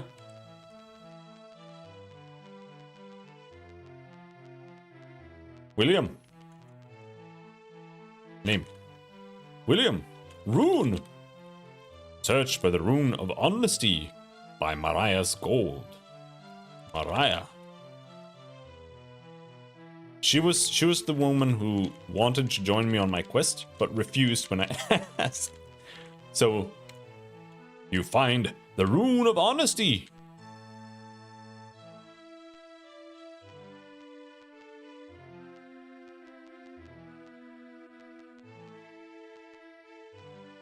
So what? Rune.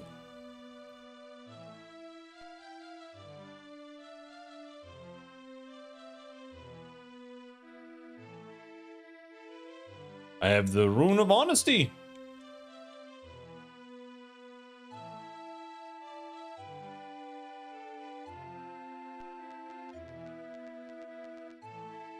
I'm actually rich as hell now.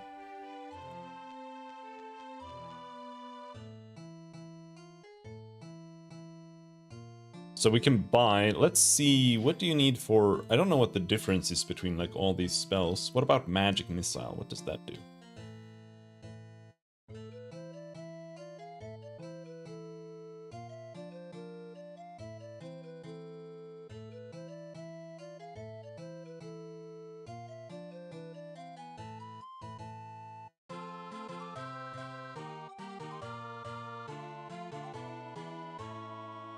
Kill. The kill spell.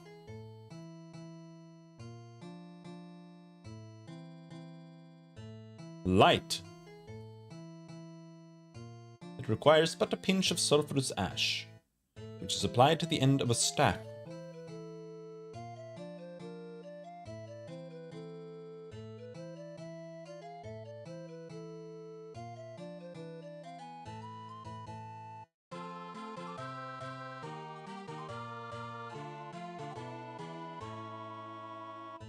Okay, so sulfurous ash. How many would you like? I don't know, 10?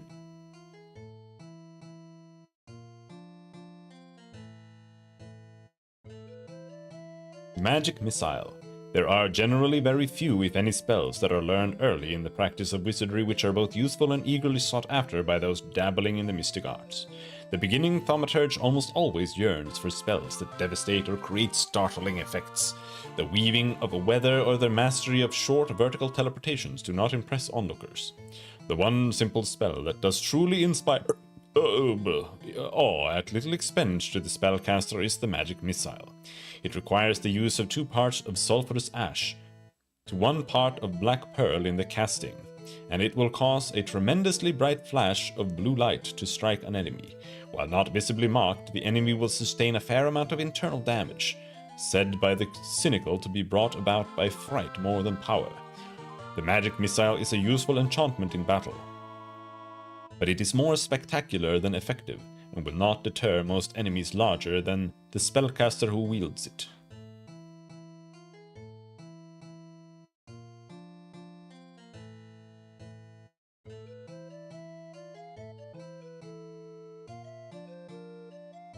Isn't that more expensive than Fireball? Black Pearl and 2 sulphurous ash? Wasn't Black Pearl and sulphurous ash a Fireball?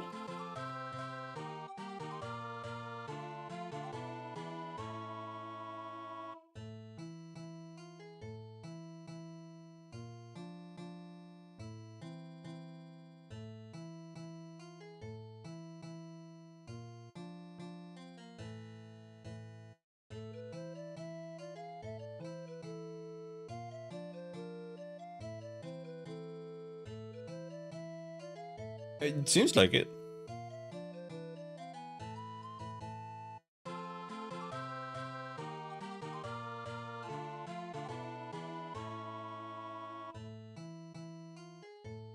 We need black pearls. 10.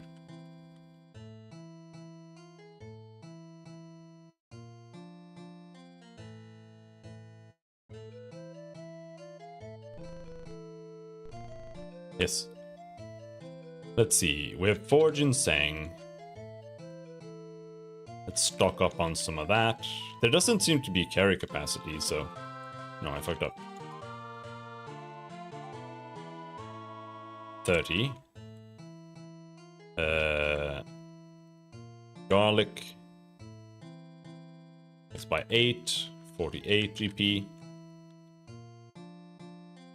Then we need spider silk. 7. I'm gonna buy up to 10 of each. And then we have blood moss, which is expensive. There we go.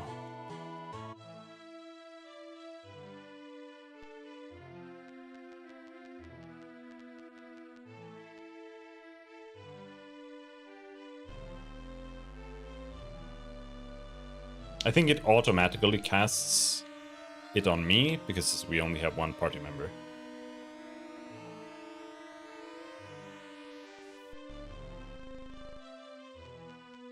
Alright.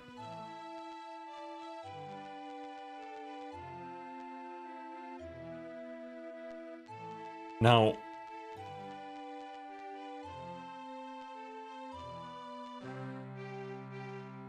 I'm not sure where we are.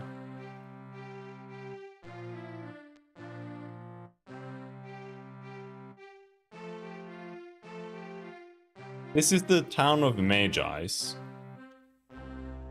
And where the hell was that?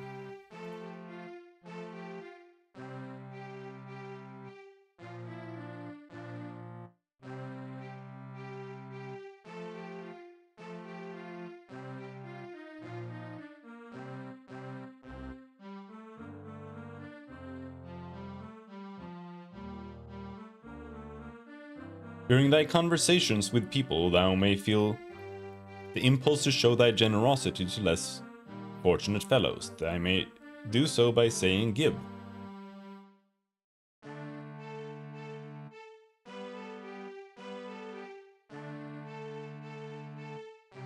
Okay.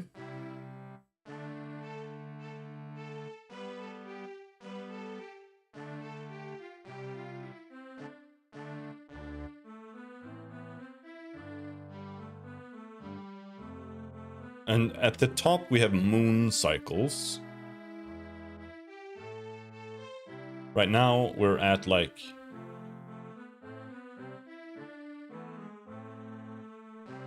crescent waxing. Gibbous waxing?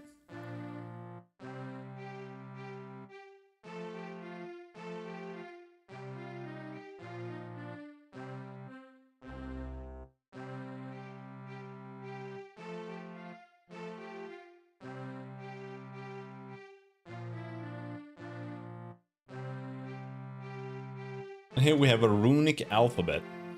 Jesus.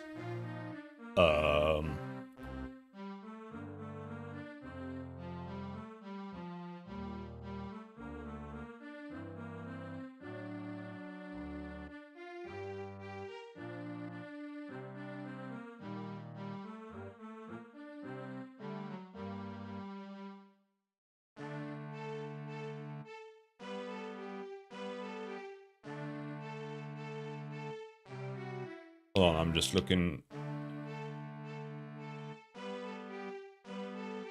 Is the map cheating? I don't think the map is cheating in this game.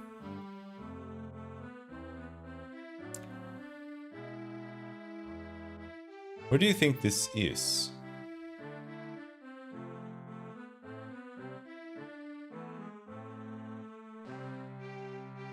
Could be down here.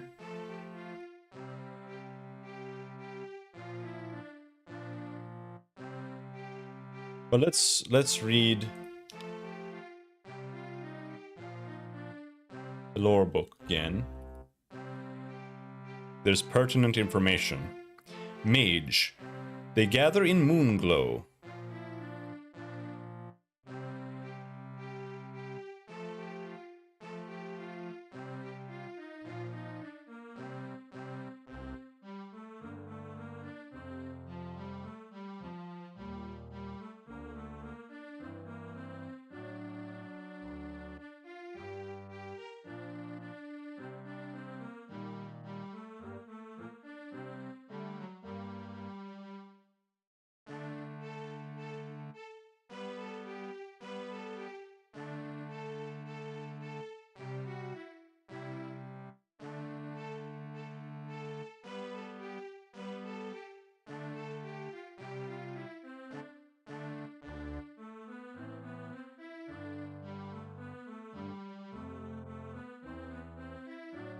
In the northeastern part lies Verity Isle, famed home of the Lycaeum.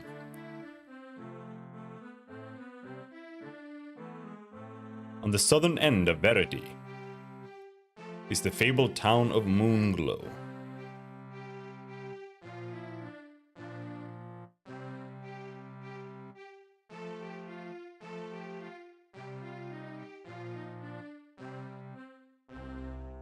Is this Verity?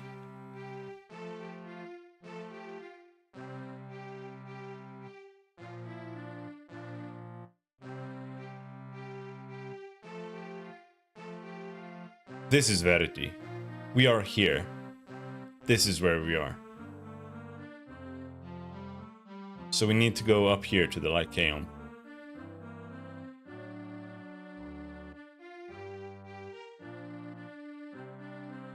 Oops, there's a goblin! Is there a wait button?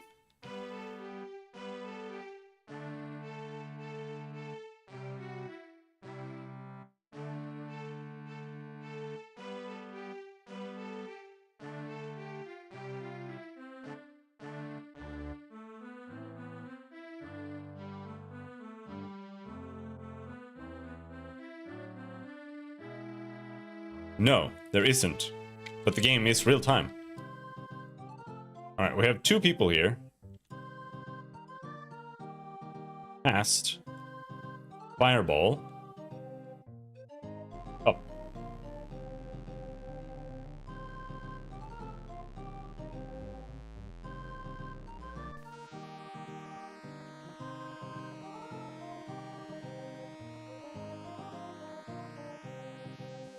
Woo!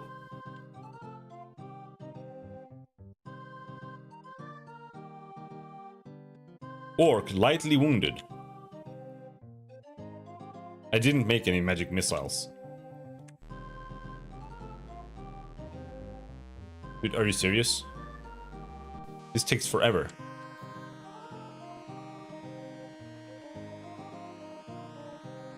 This is insane. I killed him. 6 XP.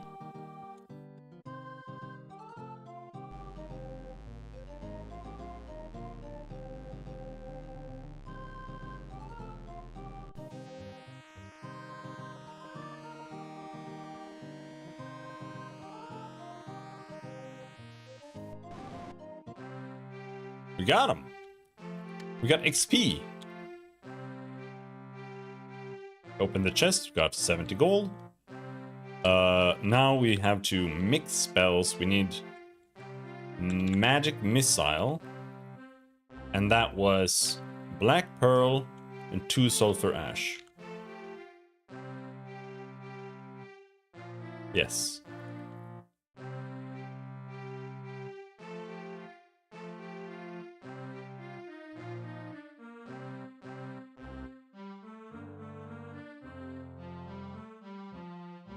And then fireball, that was just FA.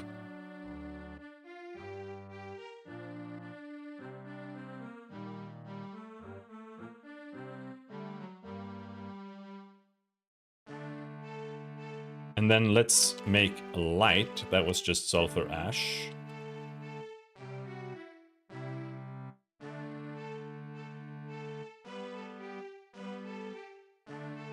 Right? Alright.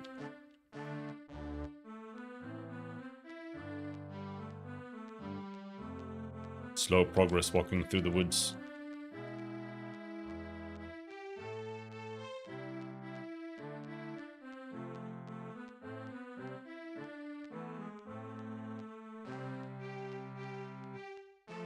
Oh. Oh. But I don't necessarily... I think I can just fuck him up. Okay, is it real time here? That's a real question.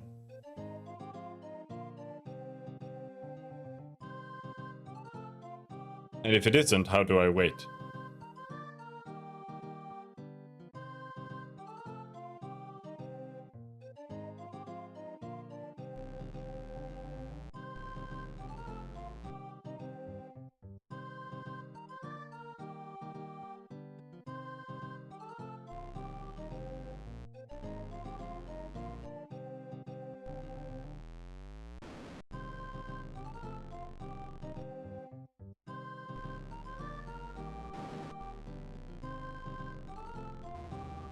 These are insane animations.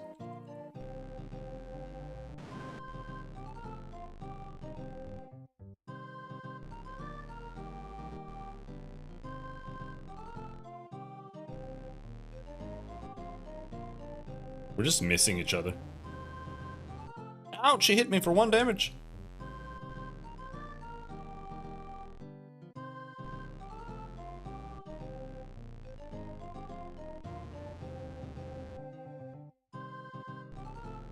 Last time, I think the game made me like a priest or a cleric or something.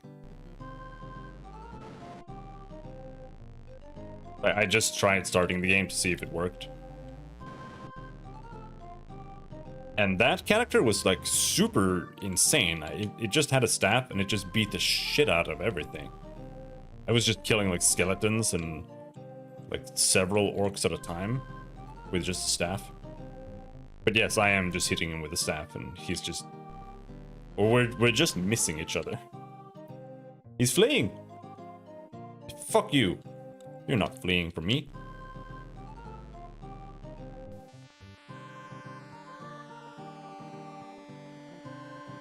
I don't know if I get XP if he flees. Blam! 6 XP! 84 gold! Like, it's so worth it to use spells. You get way more gold than the spells cost to use.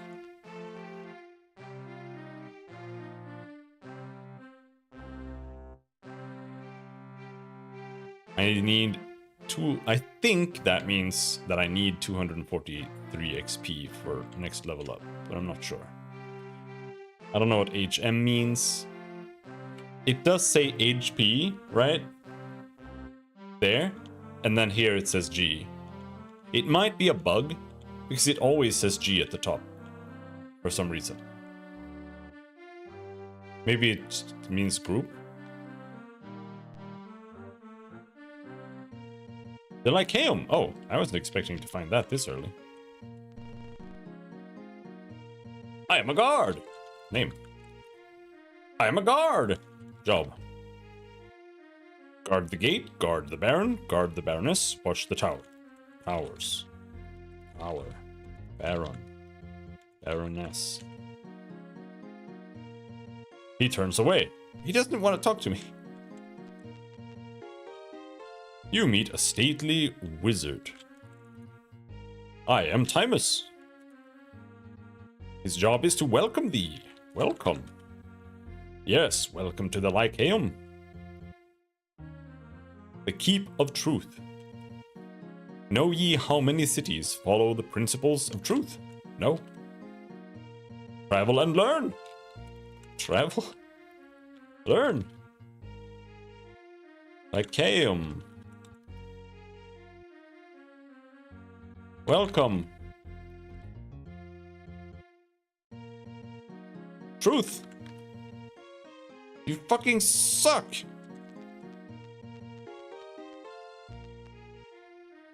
You meet a person lost in thought.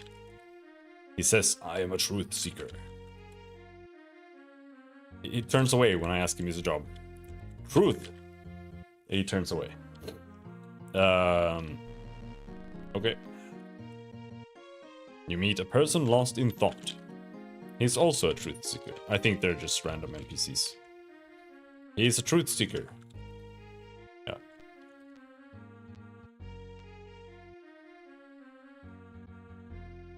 He's also a truth seeker.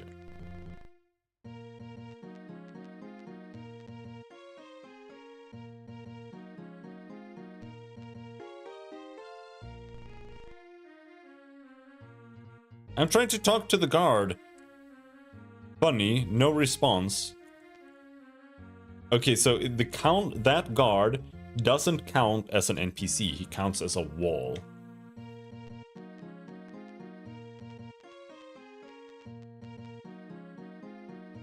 Can't open.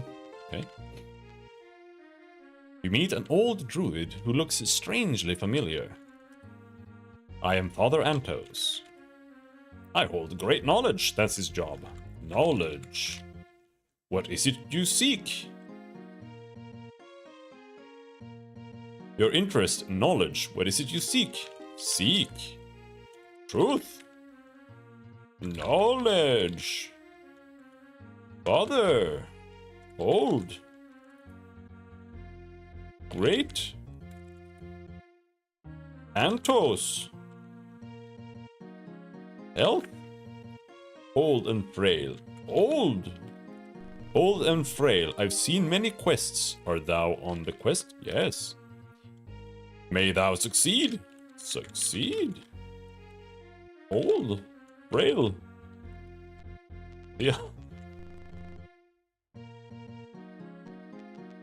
Britannia Observatory. I am Palamer. He's a wise old sage. I am an old wizard, but have much to show. Show. Here is my telescope. Telescope. Search there by the end, and thou shalt find a knob. Dost thou see where? Yes. Set the dial, and thou shalt see. Dial. Knob. Search. You see a knob on the telescope marked A to P. You select A.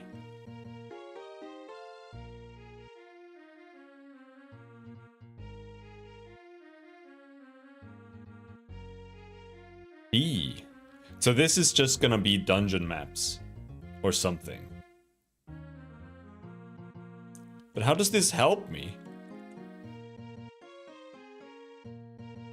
I don't know what any of this is. P.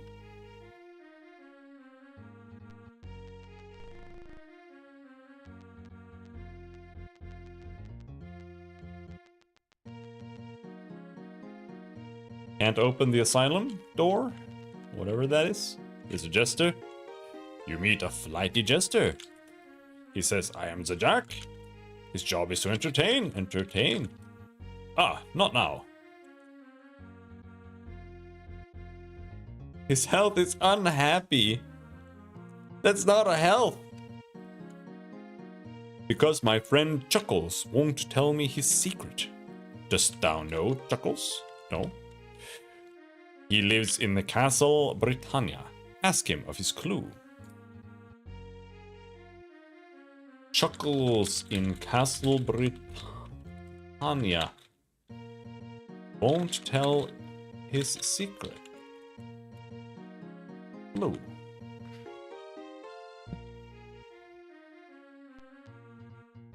He says, I am Robert Fraser. Out of the TV show?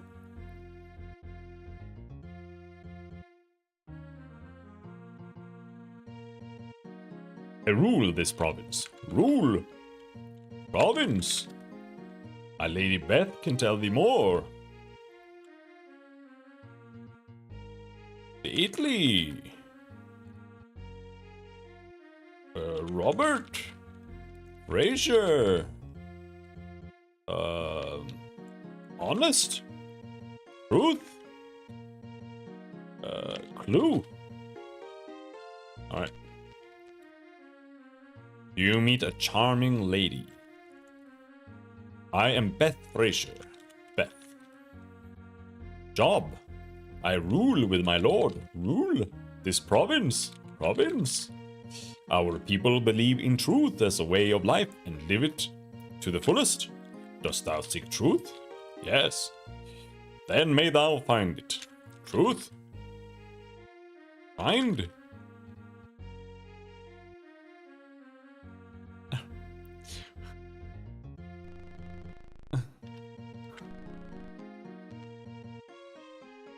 He says, I am Skatu.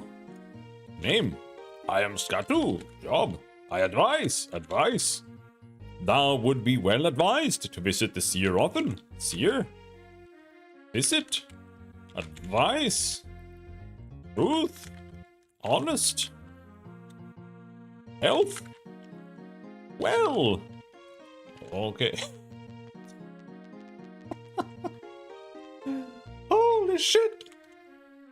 You meet an injured warrior. He says, I am a fighter. What is your job? None. No.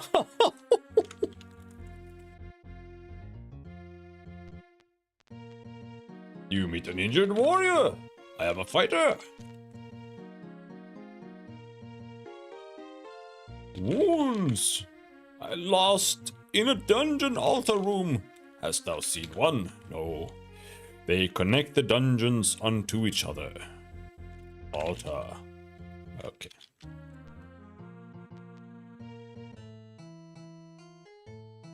Welcome unto the Truth Healer Starfire. Welcome unto the Truth Healer. Starfire says, peace and joy be with you, friend. Are you in need of help? Yes. The healing. A healing will cost thee 200 GP. Fuck no. It's like 10 times more expensive than the ingredients. I'm Nigel. Nigel. Job.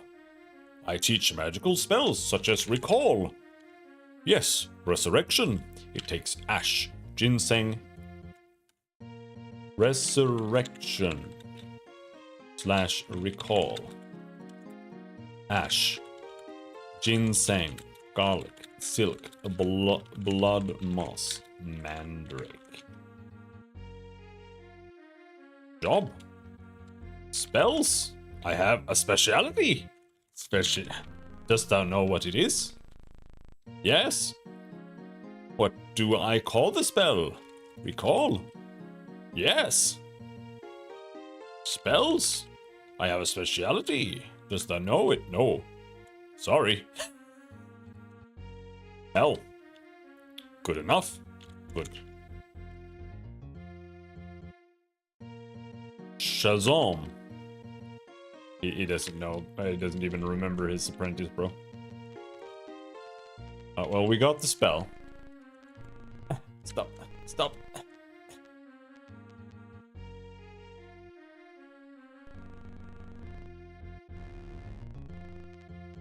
Alright, it seems to be that's it. Now let's go back to Shazam. After we kill this orc. Okay, so if you click if you press left, you just walk into it, and then it says that it's blocked and it wastes your entire turn. No, the orc is fleeing. Alright, let's see what happens if you let it flee. It flees. Then you don't get any XP. But you do get a treasure chest. Oh, that's a snake. Is a snake dangerous?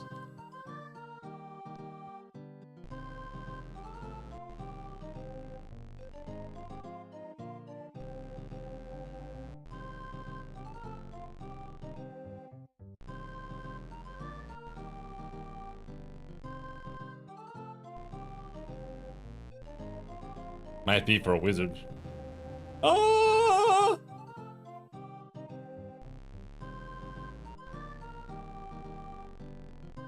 He hit me for 1 damage. Oh, I got him. Are skeletons dangerous?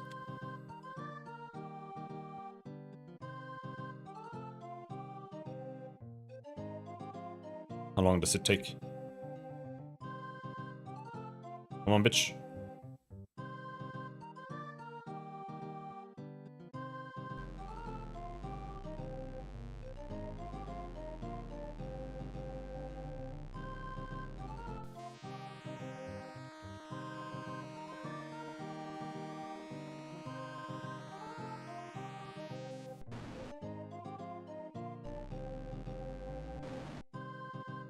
It's fleeing.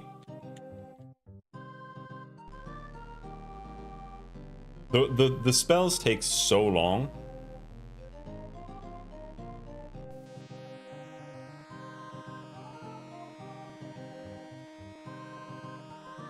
I'm not sure I'm playing it on the right speed. 4 XP. 54 gold.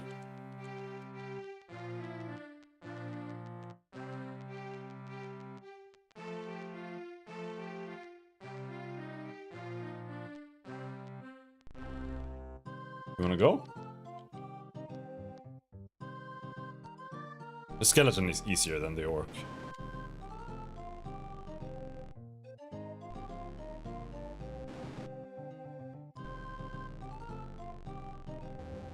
Ow!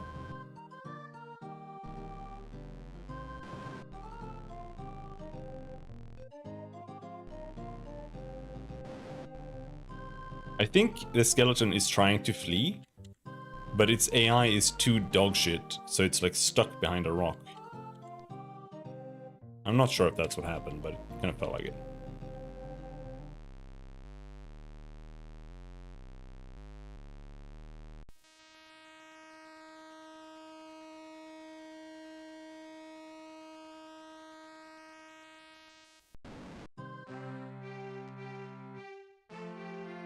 $20 gold.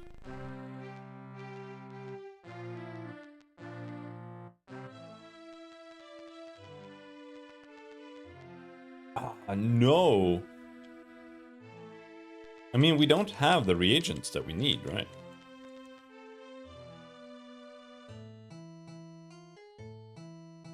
He doesn't sell Mandrake. But regardless.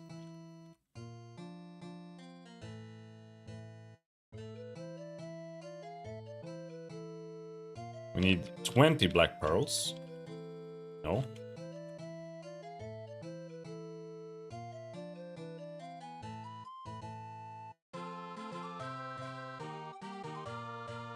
sulfurous ash. We need like 40.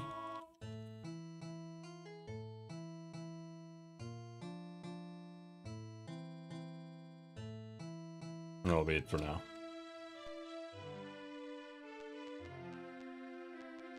Can we ask about Mandrake? Mandrake. Mandrake. What about the alchemist? Does the alchemist know anything about Mandrake?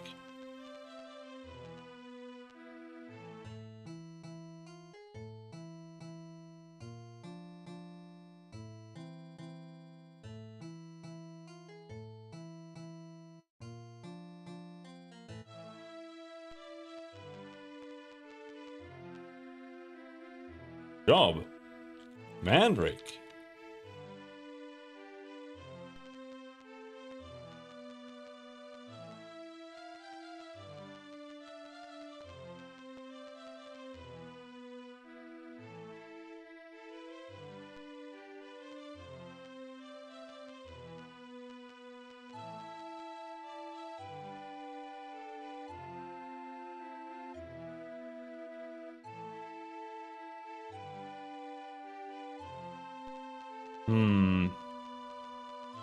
What about the insane guy?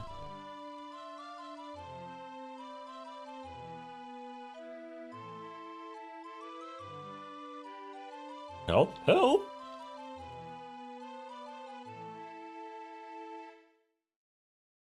Oh, thank thee! I shall never forget thy kindness. I move the sun! Sun! The moons are my enemies. Moon. When I die, the world will end. World. Do you believe my story? No. Idiot! You must think I am insane! Moon. Yes. Then we must fell the moons. Fell. He turns away.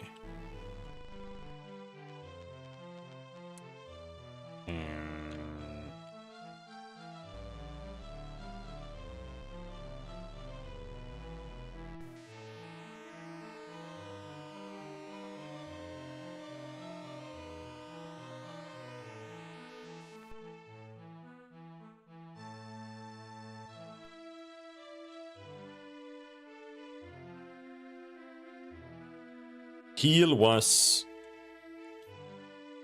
ginseng, spider silk,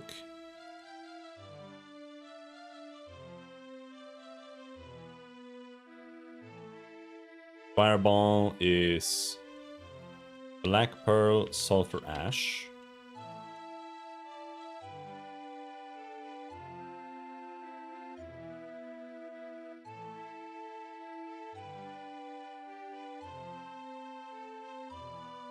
Magic missile is black pearl, double sulfur ash. For some reason.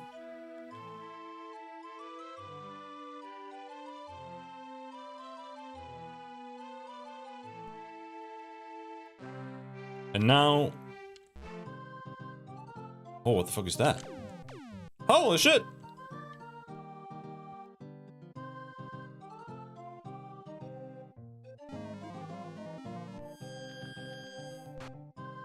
I'll kill him.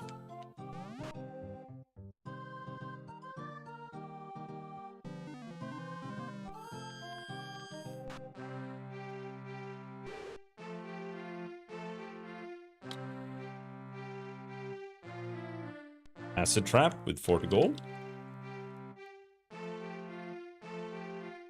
Okay, so we're at the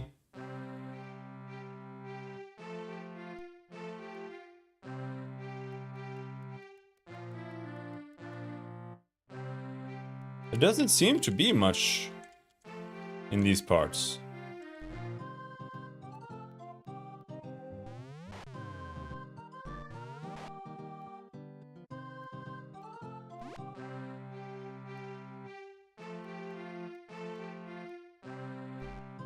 Rogue.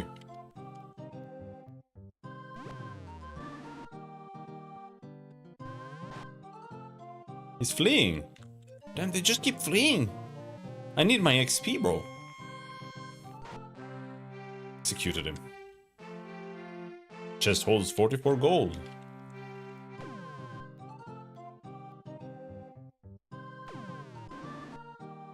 I'm poisoned.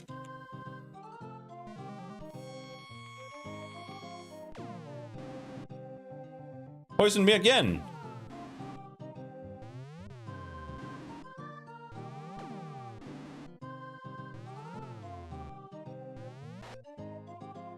Python is fleeing. Fireball.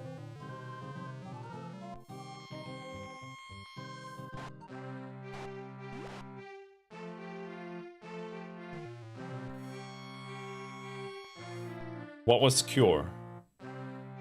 Spellbook.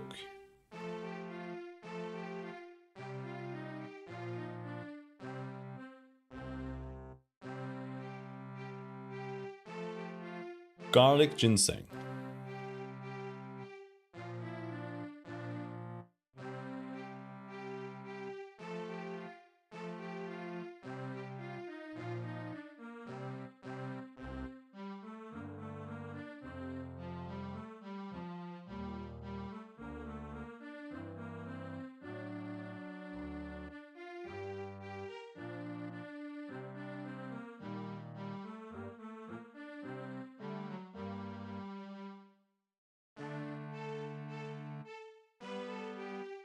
All right.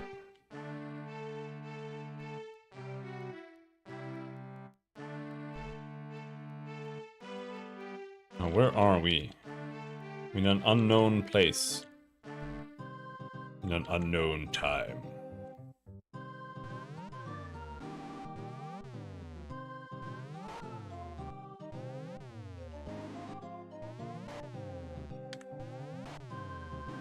Your health pool is massive in this game.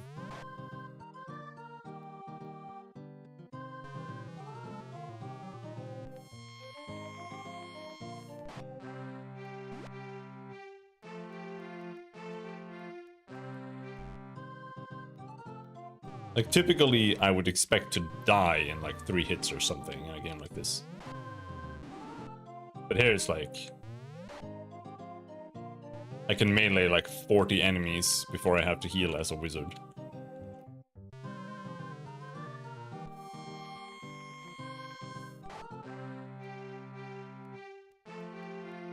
We do need to gain a level. There doesn't seem to be much... in the forest here.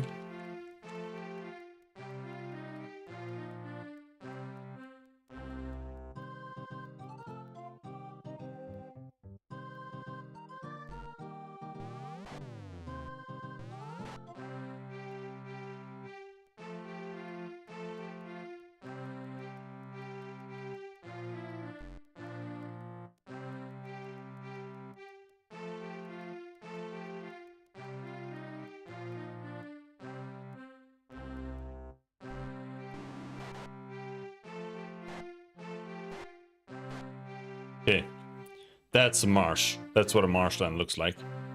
It poisons you.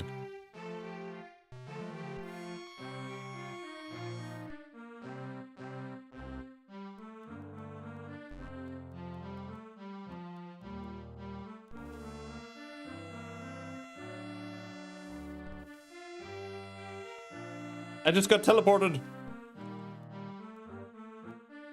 I got teleported to a random place. What does that mean? Where am I?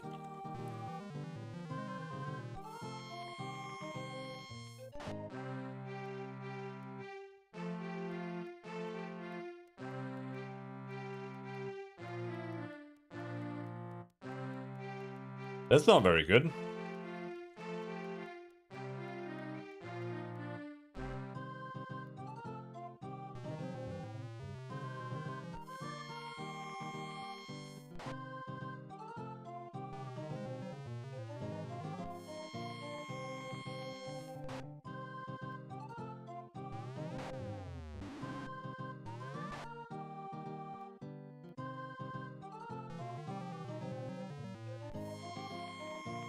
But I am quite well prepared.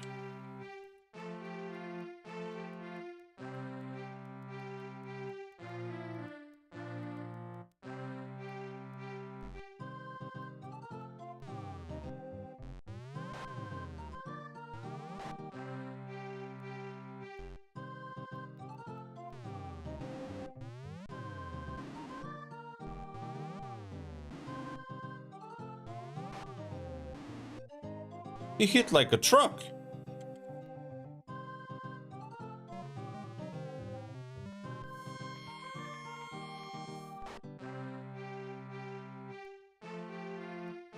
Alright, I'm gonna heal now. I don't know how much it actually heals. Like 90?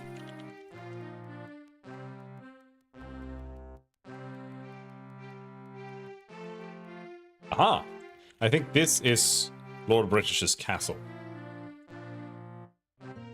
Britannia, yes. You meet a bouncing jester. I am Chuckles! Hey, Chuckles. What about your secret? Blue. Speak ye unto the waters of the well and ask of altars. Speak ye unto the waters of the well and ask of altars. Okay. Well. Altar. Altars. Clue. Is clue something I should keep asking people? I am the royal jester. Jester. Welcome unto the castle of Britannia. Hast thou an ank? Yes. Then enter in peace. Royal. Bye.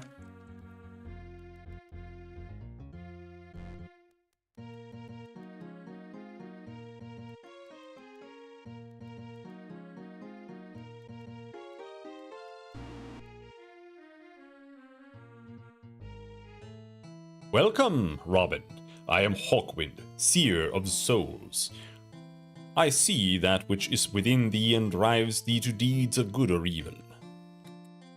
For what path dost thou seek enlightenment? I don't know. Truth? That is not a subject for enlightenment. Honest? Thou dost seem to be an honest soul. Continued honesty will reward thee. Wait, what are the paths?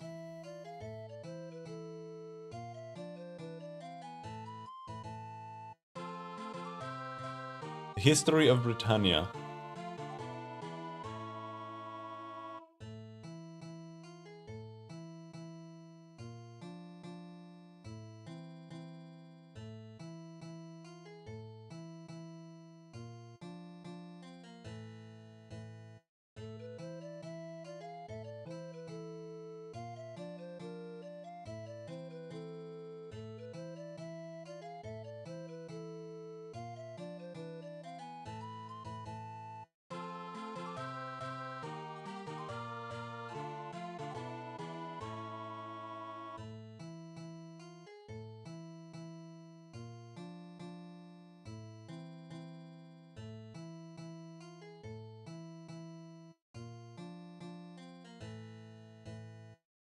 Ethics of war.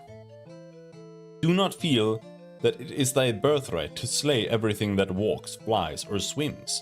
The code of chivalry states that before engaging in combat with a foe, the warrior should ask, is this foe truly evil? If it is not, then thou must not kill it, but stand thy ground and force it to retreat. The code is thy touchstone, for without it, thou art but a speck of dust in the whirlwind of chaos. Chivalry. This is not a subject for enlightenment. What is, bro?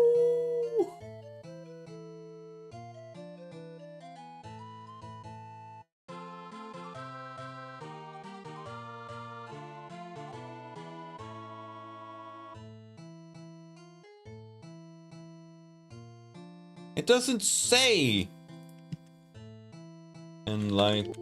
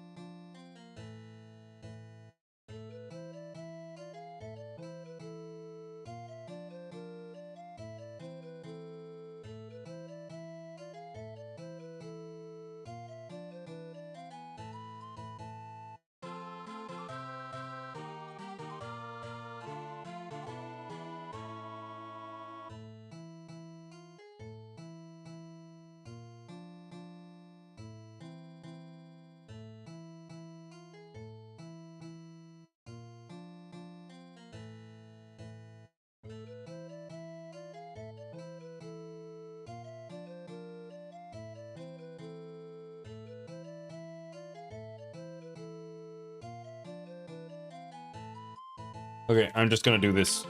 Ultima virtues.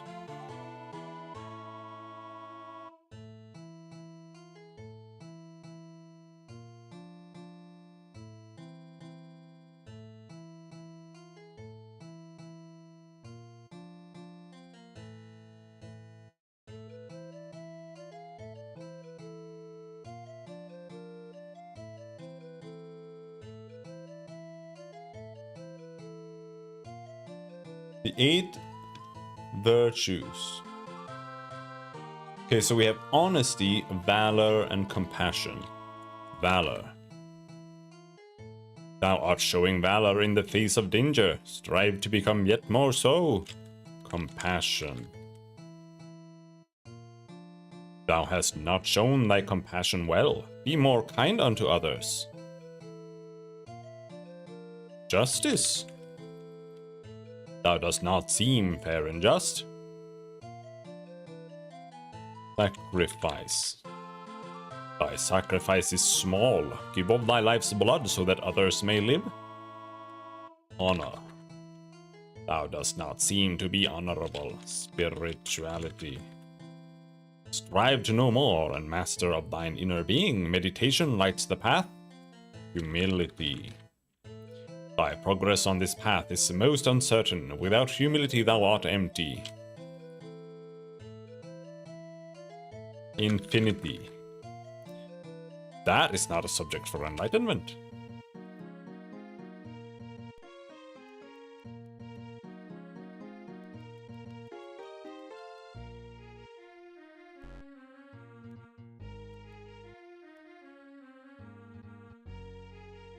Name, I am a guard. Job, I guard the castle.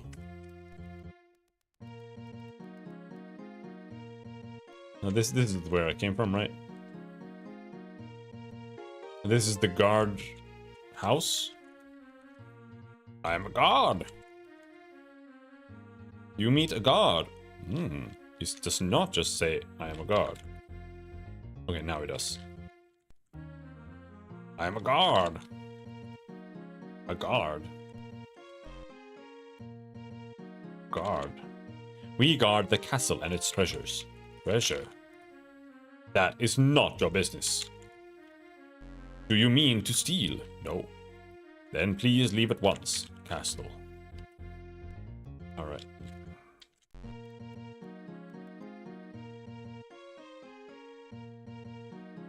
You have a descend. And then you have climb on K. I am Le Chef. His name is Le Chef. I am the chef. Chef. I cannot help you with that. Castle. Lord British. British. Lord. Castle. Clue. Health. Well, all but my finger, which I cut. Finger. Cut. Okay.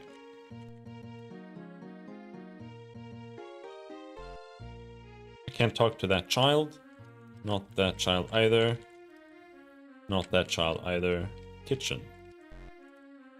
You meet with a person with a white hat. I am Le Chef. You're both Le Chef?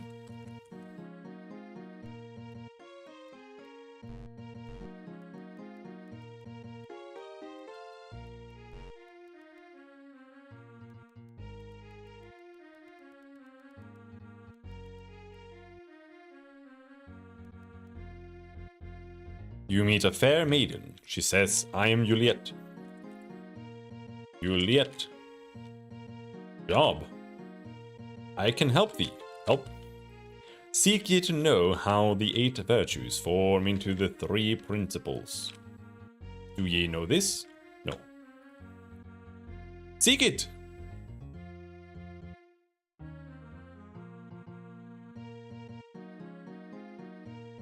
That's why I'm... You're supposed to help me. Do you know this? Yes. Now the one. Fine, thanks. Fine. Clue. Altar. Honest. Virtue. Valor. Hath.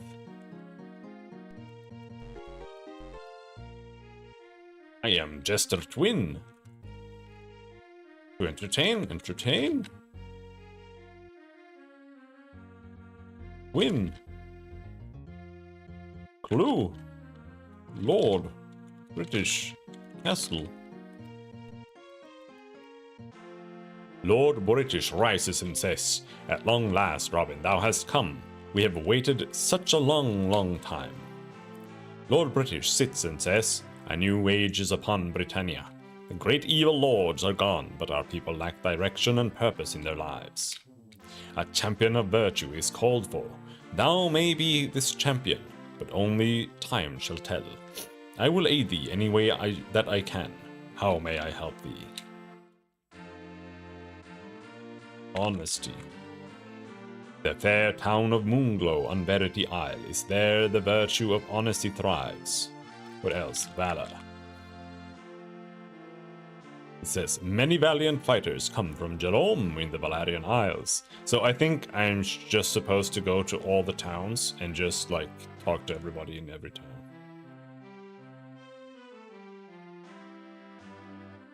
In the city of Yew, in the deep forest, justice is served. Compassion. The bards in the town of Britain are well versed in the virtue of compassion. You. Avatar. To be an avatar is to be the embodiment of the 8 virtues. It is to live a life constantly and forever in the quest to better thyself and the world in which we live.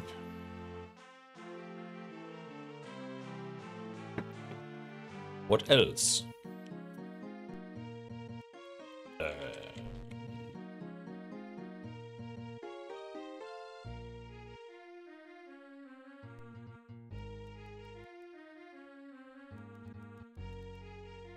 Prison? Oh. What the fuck is that?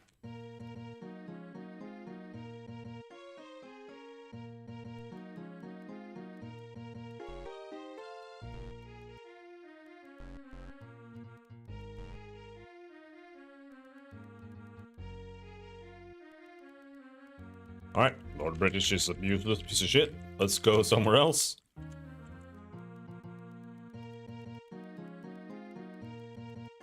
Let's check the right side of the castle. Hey bro, you okay? You meet an injured fighter. She says, "I am Shisha."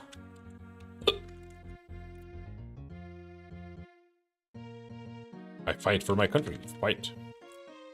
Country. Britannia. Fight ye for Britannia? Yes. Then seek out the smith named Zircon in Minnock for he made the mystic arms. Only they will save thee in the abyss.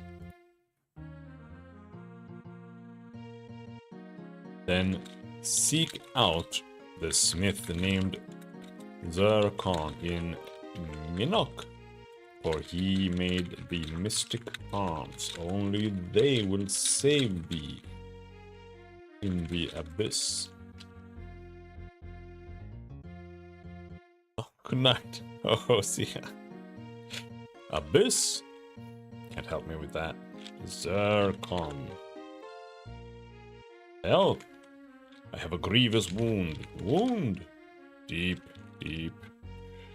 Point. I cannot join thee. You meet a solemn ranger. Name: I am Sheila. I search for the inner light. Light. Seek inner light in the shrines. Shrine. Runes are needed to enter shrines. Dost thou know of mantra? Yes. Good. Mantra. A clue. Join. I cannot join thee.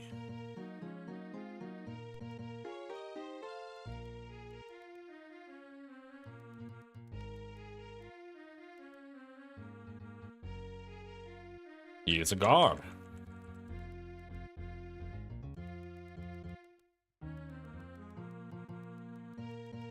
I'm supposed to speak to a fountain. Well, what the fuck? What the fuck fountain is he talking about? Now we are in Britain. So this is the town of the bards. So we might as well do this shit. Stand still. You meet a druid. Name. I am Shapiro. I am looking for Julio. Julio. He knows the true nature of compassion. Art thou on the quest of the Avatar? Yes. Find the Shrine of Compassion east across 2 bridges. Shrine of Compassion east across 2 bridges from Britain. Help? Alright. Join. I cannot join thee. Says I am Sebastian. Job. I know a terrible secret. Secret. Mundane's influence has not left the world. Mundane. In an artifact remains. I heard at Buccaneer's Den. Artifact of Mundane at Buccaneer's Den. Wilt thou find and destroy it? Yes. Then ask at the pub there of the skull.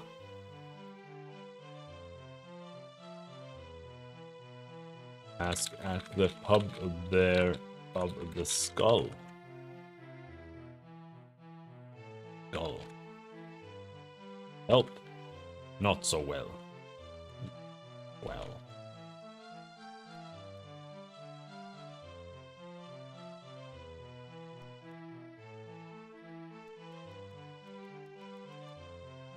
You meet a tired shepherd. He says, I am Shalimar. I watch over the children. It takes a good deal of compassion to deal with children. Compassion. Compassion strengthens the soul as knowledge tempers the mind. Have any kids? No. Too bad. Mind. Soul. Kids. Children. Well, good. Compassion. Your interest, compassion, that I cannot help you with. Compassion. Seek out Julio and ask him of compassion. He knows the true nature of compassion. Alright, we need to go find Julio. I am a child! I am learning compassion. Compassion. Never care so much for thyself that thou cannot care for others. Know ye the mantra of compassion? No. Ask Cricket. Okay, what was Cricket? I think the children are all just gonna say the same thing, I imagine. So we need to find Cricket. I am Joe. Yo ho, and yo ho ho, and a bottle of rum. Hick, rum, rum. Hick, hick. Give me rum. No. Be a Joe. Help. Drunk. Compassion. Compassion is when you buy Joe.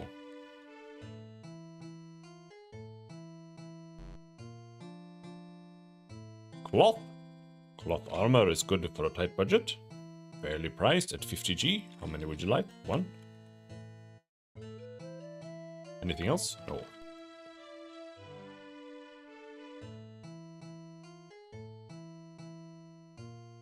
What? Am I not? I thought I was wearing a staff.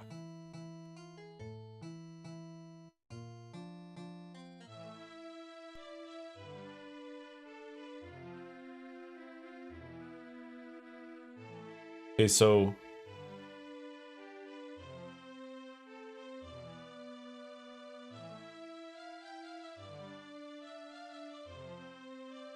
W was wearing armor. R is weapon.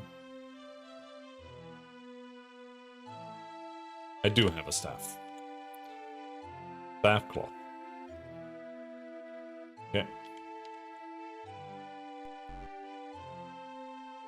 I am Pepper. I'm a fighting bard. Bard. Bards know many things, right? Dost thou seek something? Fighting.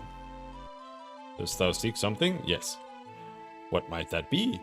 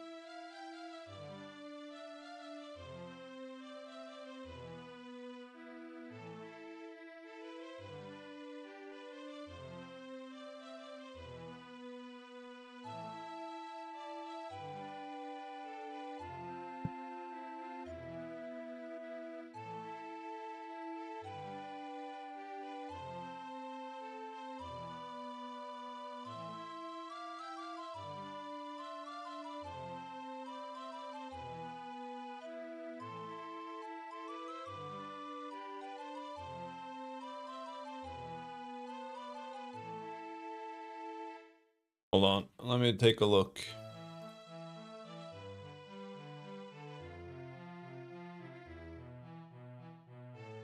Let me take a look.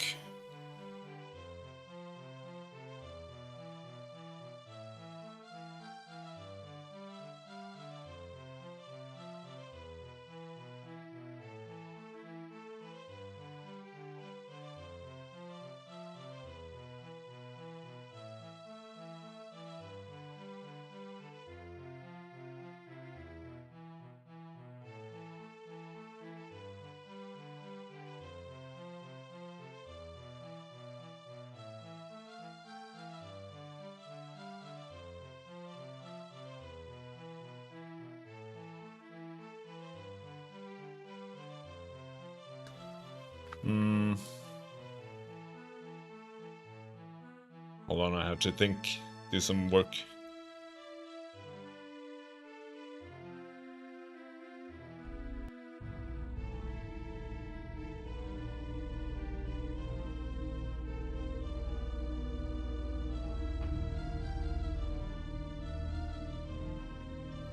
A rugged people living by their own rules, wild and free. And if you record, originally hailing from the Great Plains of the Agorial, a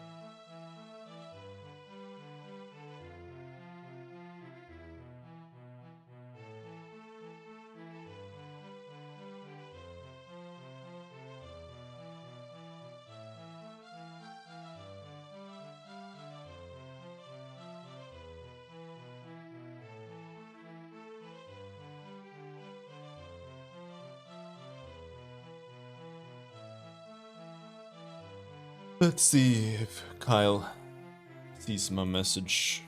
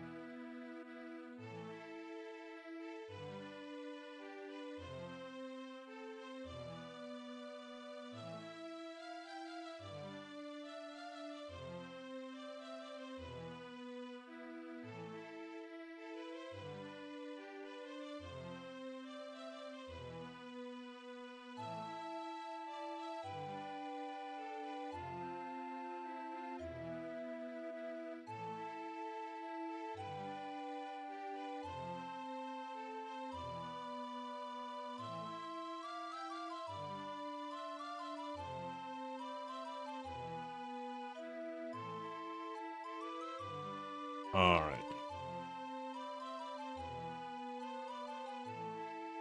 Join. I cannot join. Give. I do not need thy gold. Keep it. Bard. Bards know many things. Do you still seek something? No. Alas, I may have been able to help. Job. Bard. Dost thou seek something? Yes. What may that be? Compassion? Cannot help you with that.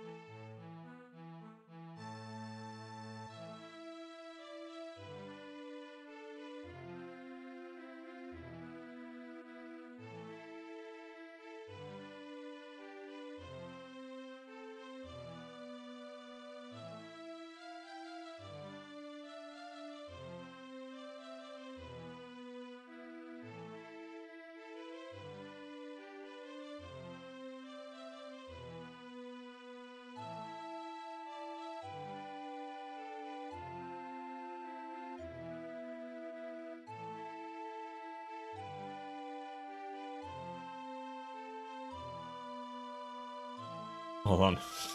I have to... I gotta do work. Everybody works at like different hours, so it's like...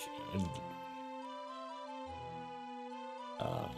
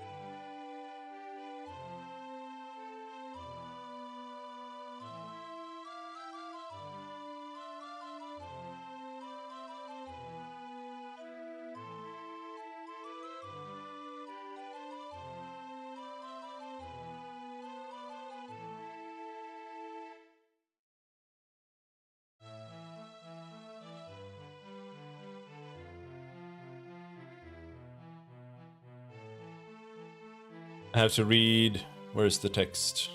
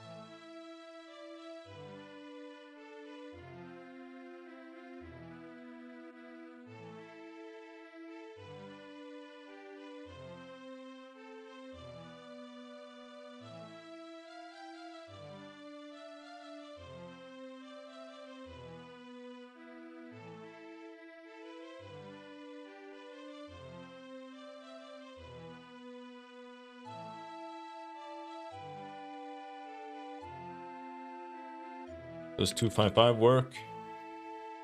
Ah, fuck. What the fuck?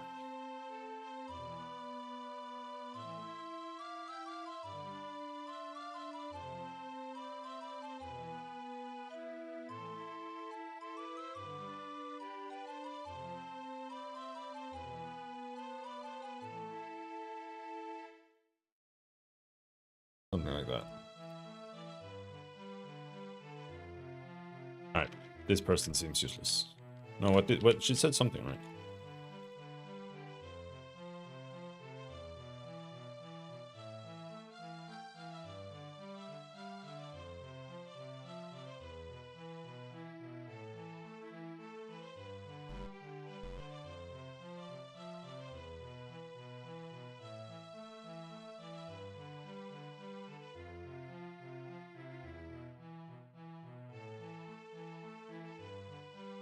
Useless. Okay, we need to find something else to talk to her about.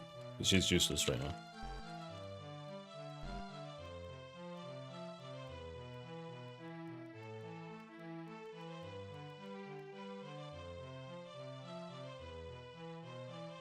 I am Sprite. Sprite. Job. I have no job, so now I beg. Give. 50. Thank thee. I shall never forget thy kindness. Job. Health. I fear I shall die of starvation. Starvation. I have not eaten in a week. Compassion.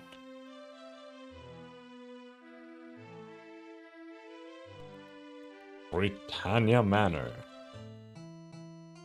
Are you in need of lodging? Yes.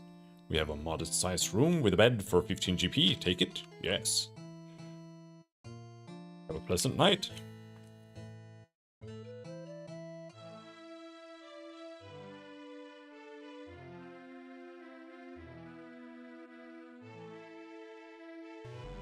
Okay, so that's how you heal. That's much better than a healer. Much cheaper and just the same.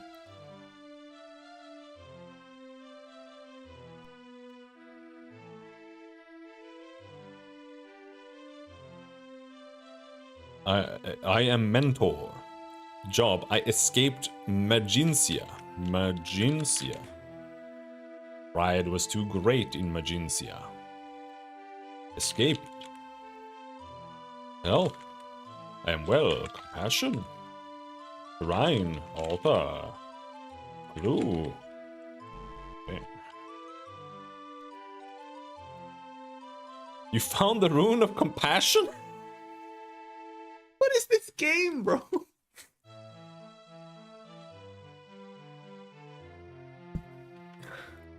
Alright, we found the rune of compassion. It was just kind of chilling there. In the corner, in the inn. We got it. Spirits. What'll it be? Food or ale? How many plates would you like? One. Here you are. Something else? Yes. Ale. Here's a bag. You pay 2 GP.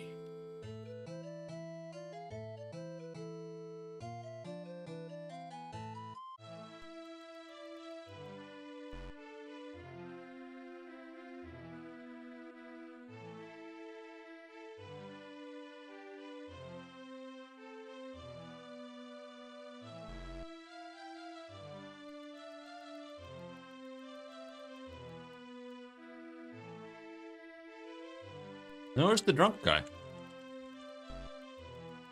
Wasn't that here?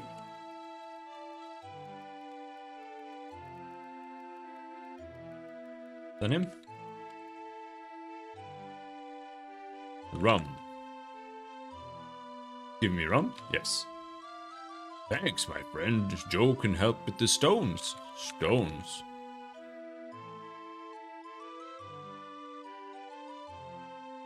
Joe. Coin. Well, I didn't actually give him rum, so maybe he's not actually, like, happy. I'm Joe.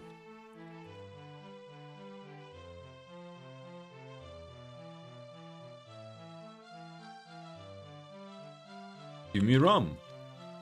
My friend Joe can help with the stones. Stones. The yellow stone is in the dungeon. Despise.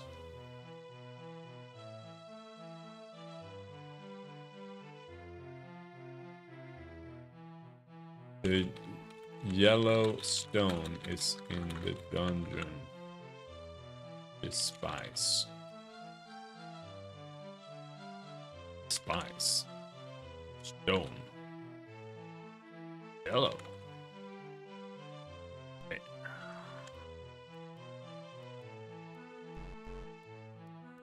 Are these guys just gonna block my path all the time? I am Cricket.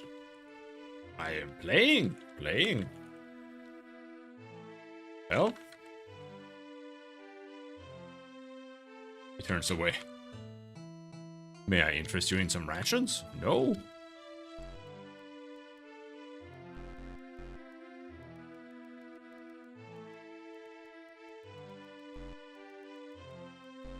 So, is being compassionate finding the rune? Is that how you are compassionate? You meet charming bard. Name? I'm Iolo. Job? I play for the people. Elf? Good people. Play? I play my lute and receive the good wishes of the people. Do you like my music? Yes.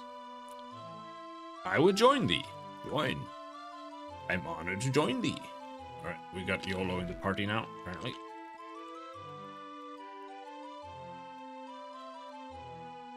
I am a guard.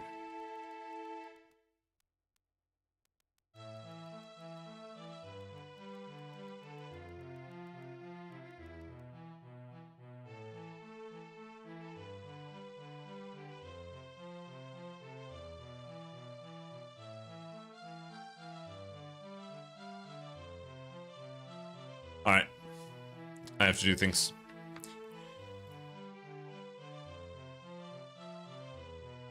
I might come back and stream in a bit, but we'll see. By the way, thanks for hanging. I'll see you around. Bye-bye.